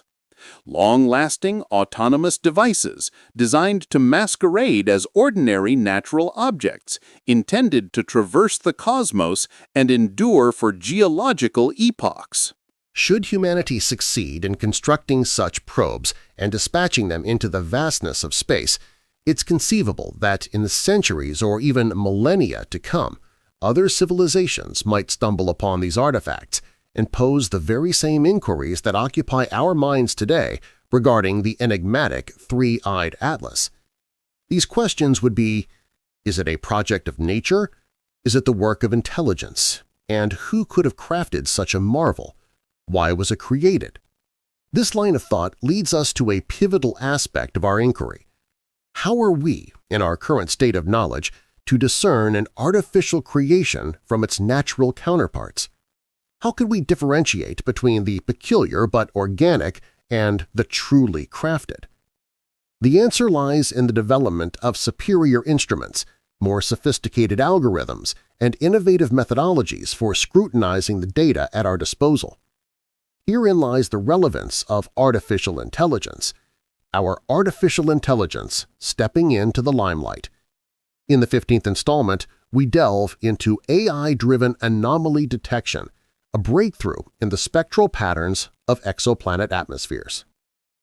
In June of the year 2025, a research cohort at Stanford University released a publication that stirred considerable interest within the exoplanet research community. They had been employing machine learning algorithms to scrutinize the spectral data gathered by the James Webb Space Telescope, with the aim of identifying biosignatures within the atmospheres of remote planets. In their pursuit, they encountered an unforeseen discovery. The algorithms they utilized identified recurring patterns within the spectra, subtle periodicities and the absorption lines that human astronomers had previously dismissed as mere noise or instrumental anomalies. However, the AI persistently highlighted these features, asserting their validity as authentic signals. Consequently, the team embarked on a meticulous re-examination of the data, and upon closer inspection, they corroborated these findings. The observed atmospheric compositions of various distant worlds beyond our solar system exhibited clear, recurring fluctuations. These changes cycled with distinct rhythms, occurring over periods ranging from several days to several weeks. Crucially, these variations were not haphazard or random in nature. Instead, they manifested a discernible structure, revealing correlations between different atmospheric chemicals. Furthermore, the data revealed specific patterns suggesting the presence of complex atmospheric dynamics at play. Intriguingly, these patterns even hinted, albeit speculatively, at the possibility of artificial modulation influencing the atmospheres. The scientific paper reporting these findings exercised considerable caution. It refrained from definitively claiming any particular conclusion. Instead, it presented these results as significant anomalies within the data, demanding further and more rigorous investigation. Nevertheless, the underlying implication was undeniable. Advanced artificial intelligence systems possess the remarkable capability to uncover subtle signals hidden within noisy datasets, signals that human observers, despite their expertise, might easily overlook. And, critically, some of these concealed signals might represent indications of phenomena that we have not specifically sought or anticipated. This revelation holds direct relevance for the ongoing analysis of 3II Atlas, a subject previously examined primarily through the lens of human perception and established scientific assumptions. Traditionally, researchers approach the spectra of 3II Atlas with focused attention. They identify distinct emission lines, meticulously fit mathematical models to the observed patterns, and draw conclusions based on what they reasonably expect to detect. However, this human-centric approach inherently relies on our existing knowledge and preconceived notions of what constitutes the norm. This raises a profound question. What if there exist intricate patterns within the data that our analytical methods have consistently failed to uncover? What if subtle periodicities, complex correlations, or persistent anomalies only become apparent when analyzing vast quantities of spectroscopic data, thousands upon thousands of spectra, through the application of sophisticated machine learning algorithms specifically trained to identify outliers and deviations from the expected? Imagine the potential impact of feeding the entire collection of available spectroscopic data from 3II Atlas into a dedicated artificial intelligence system designed for anomaly detection. The process would begin by training this system on spectra derived from well-documented comets, thereby establishing a robust baseline of what constitutes normal atmospheric signatures. Subsequently, the system would be presented with the comprehensive dataset from 3II Atlas and tasked with answering a fundamental question. What patterns or signatures emerge that are distinctly different? What elements within the data do not align with the established norm? What unexpected structures become visible when scrutinizing the entire dataset with an objective pattern-seeking algorithm? Furthermore, the system could reveal connections between jet phenomena and chemical signatures, identifying sequences that imply feedback mechanisms or intentional regulation. These are the kinds of intricate signals that remain obscured from conventional human analysis, but become remarkably apparent to a sophisticated machine learning model. Should these patterns exist and point toward engineered systems rather than purely natural processes, the artificial intelligence could very well serve as the instrument that conclusively validates such a hypothesis. There is a profound philosophical dimension to this endeavor. As technological capabilities advance, the boundary between phenomena we can perceive and those we can comprehend is fundamentally shifting. We are no longer constrained solely by the limitations of our senses or even the instruments we wield. Instead, our primary limitation lies in our capacity to recognize complex patterns, to formulate the precise questions necessary for discovery, and to perceive anomalies that may be concealed within datasets we already possess. Artificial intelligence extends this faculty. It empowers us to explore parameter spaces and data landscapes too vast for human cognition alone to navigate effectively. It enables us to locate needles within countless haystacks, isolate faint signals amidst overwhelming noise, and discern order within apparent chaos.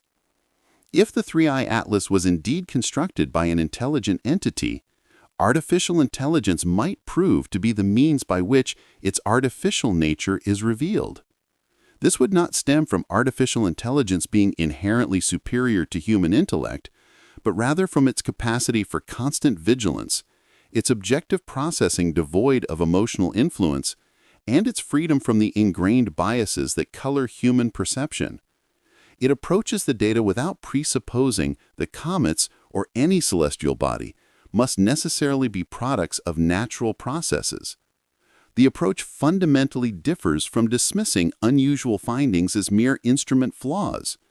Instead, it simply examines the information objectively, pointing out discrepancies with established expectations.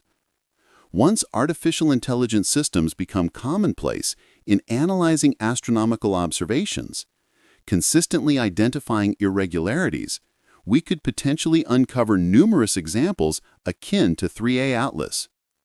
This might reveal our solar system harbors numerous peculiar entities, objects whose characteristics defy conventional models, and exhibit behaviors resistant to straightforward explanation. Some of these discoveries would undoubtedly be natural phenomena, possessing exotic compositions, yet ultimately explicable within the framework of known physical laws. Others, however, might represent something fundamentally different. This investigation reaches its endpoint, yet no definitive resolution is reached. The reality remains one of open questions. We possess intriguing anomalies, plausible hypotheses, and data that hints at possibilities without providing conclusive proof. We have encountered an entity exhibiting the appearance of a comet, yet demonstrating actions suggesting capabilities far beyond our current understanding.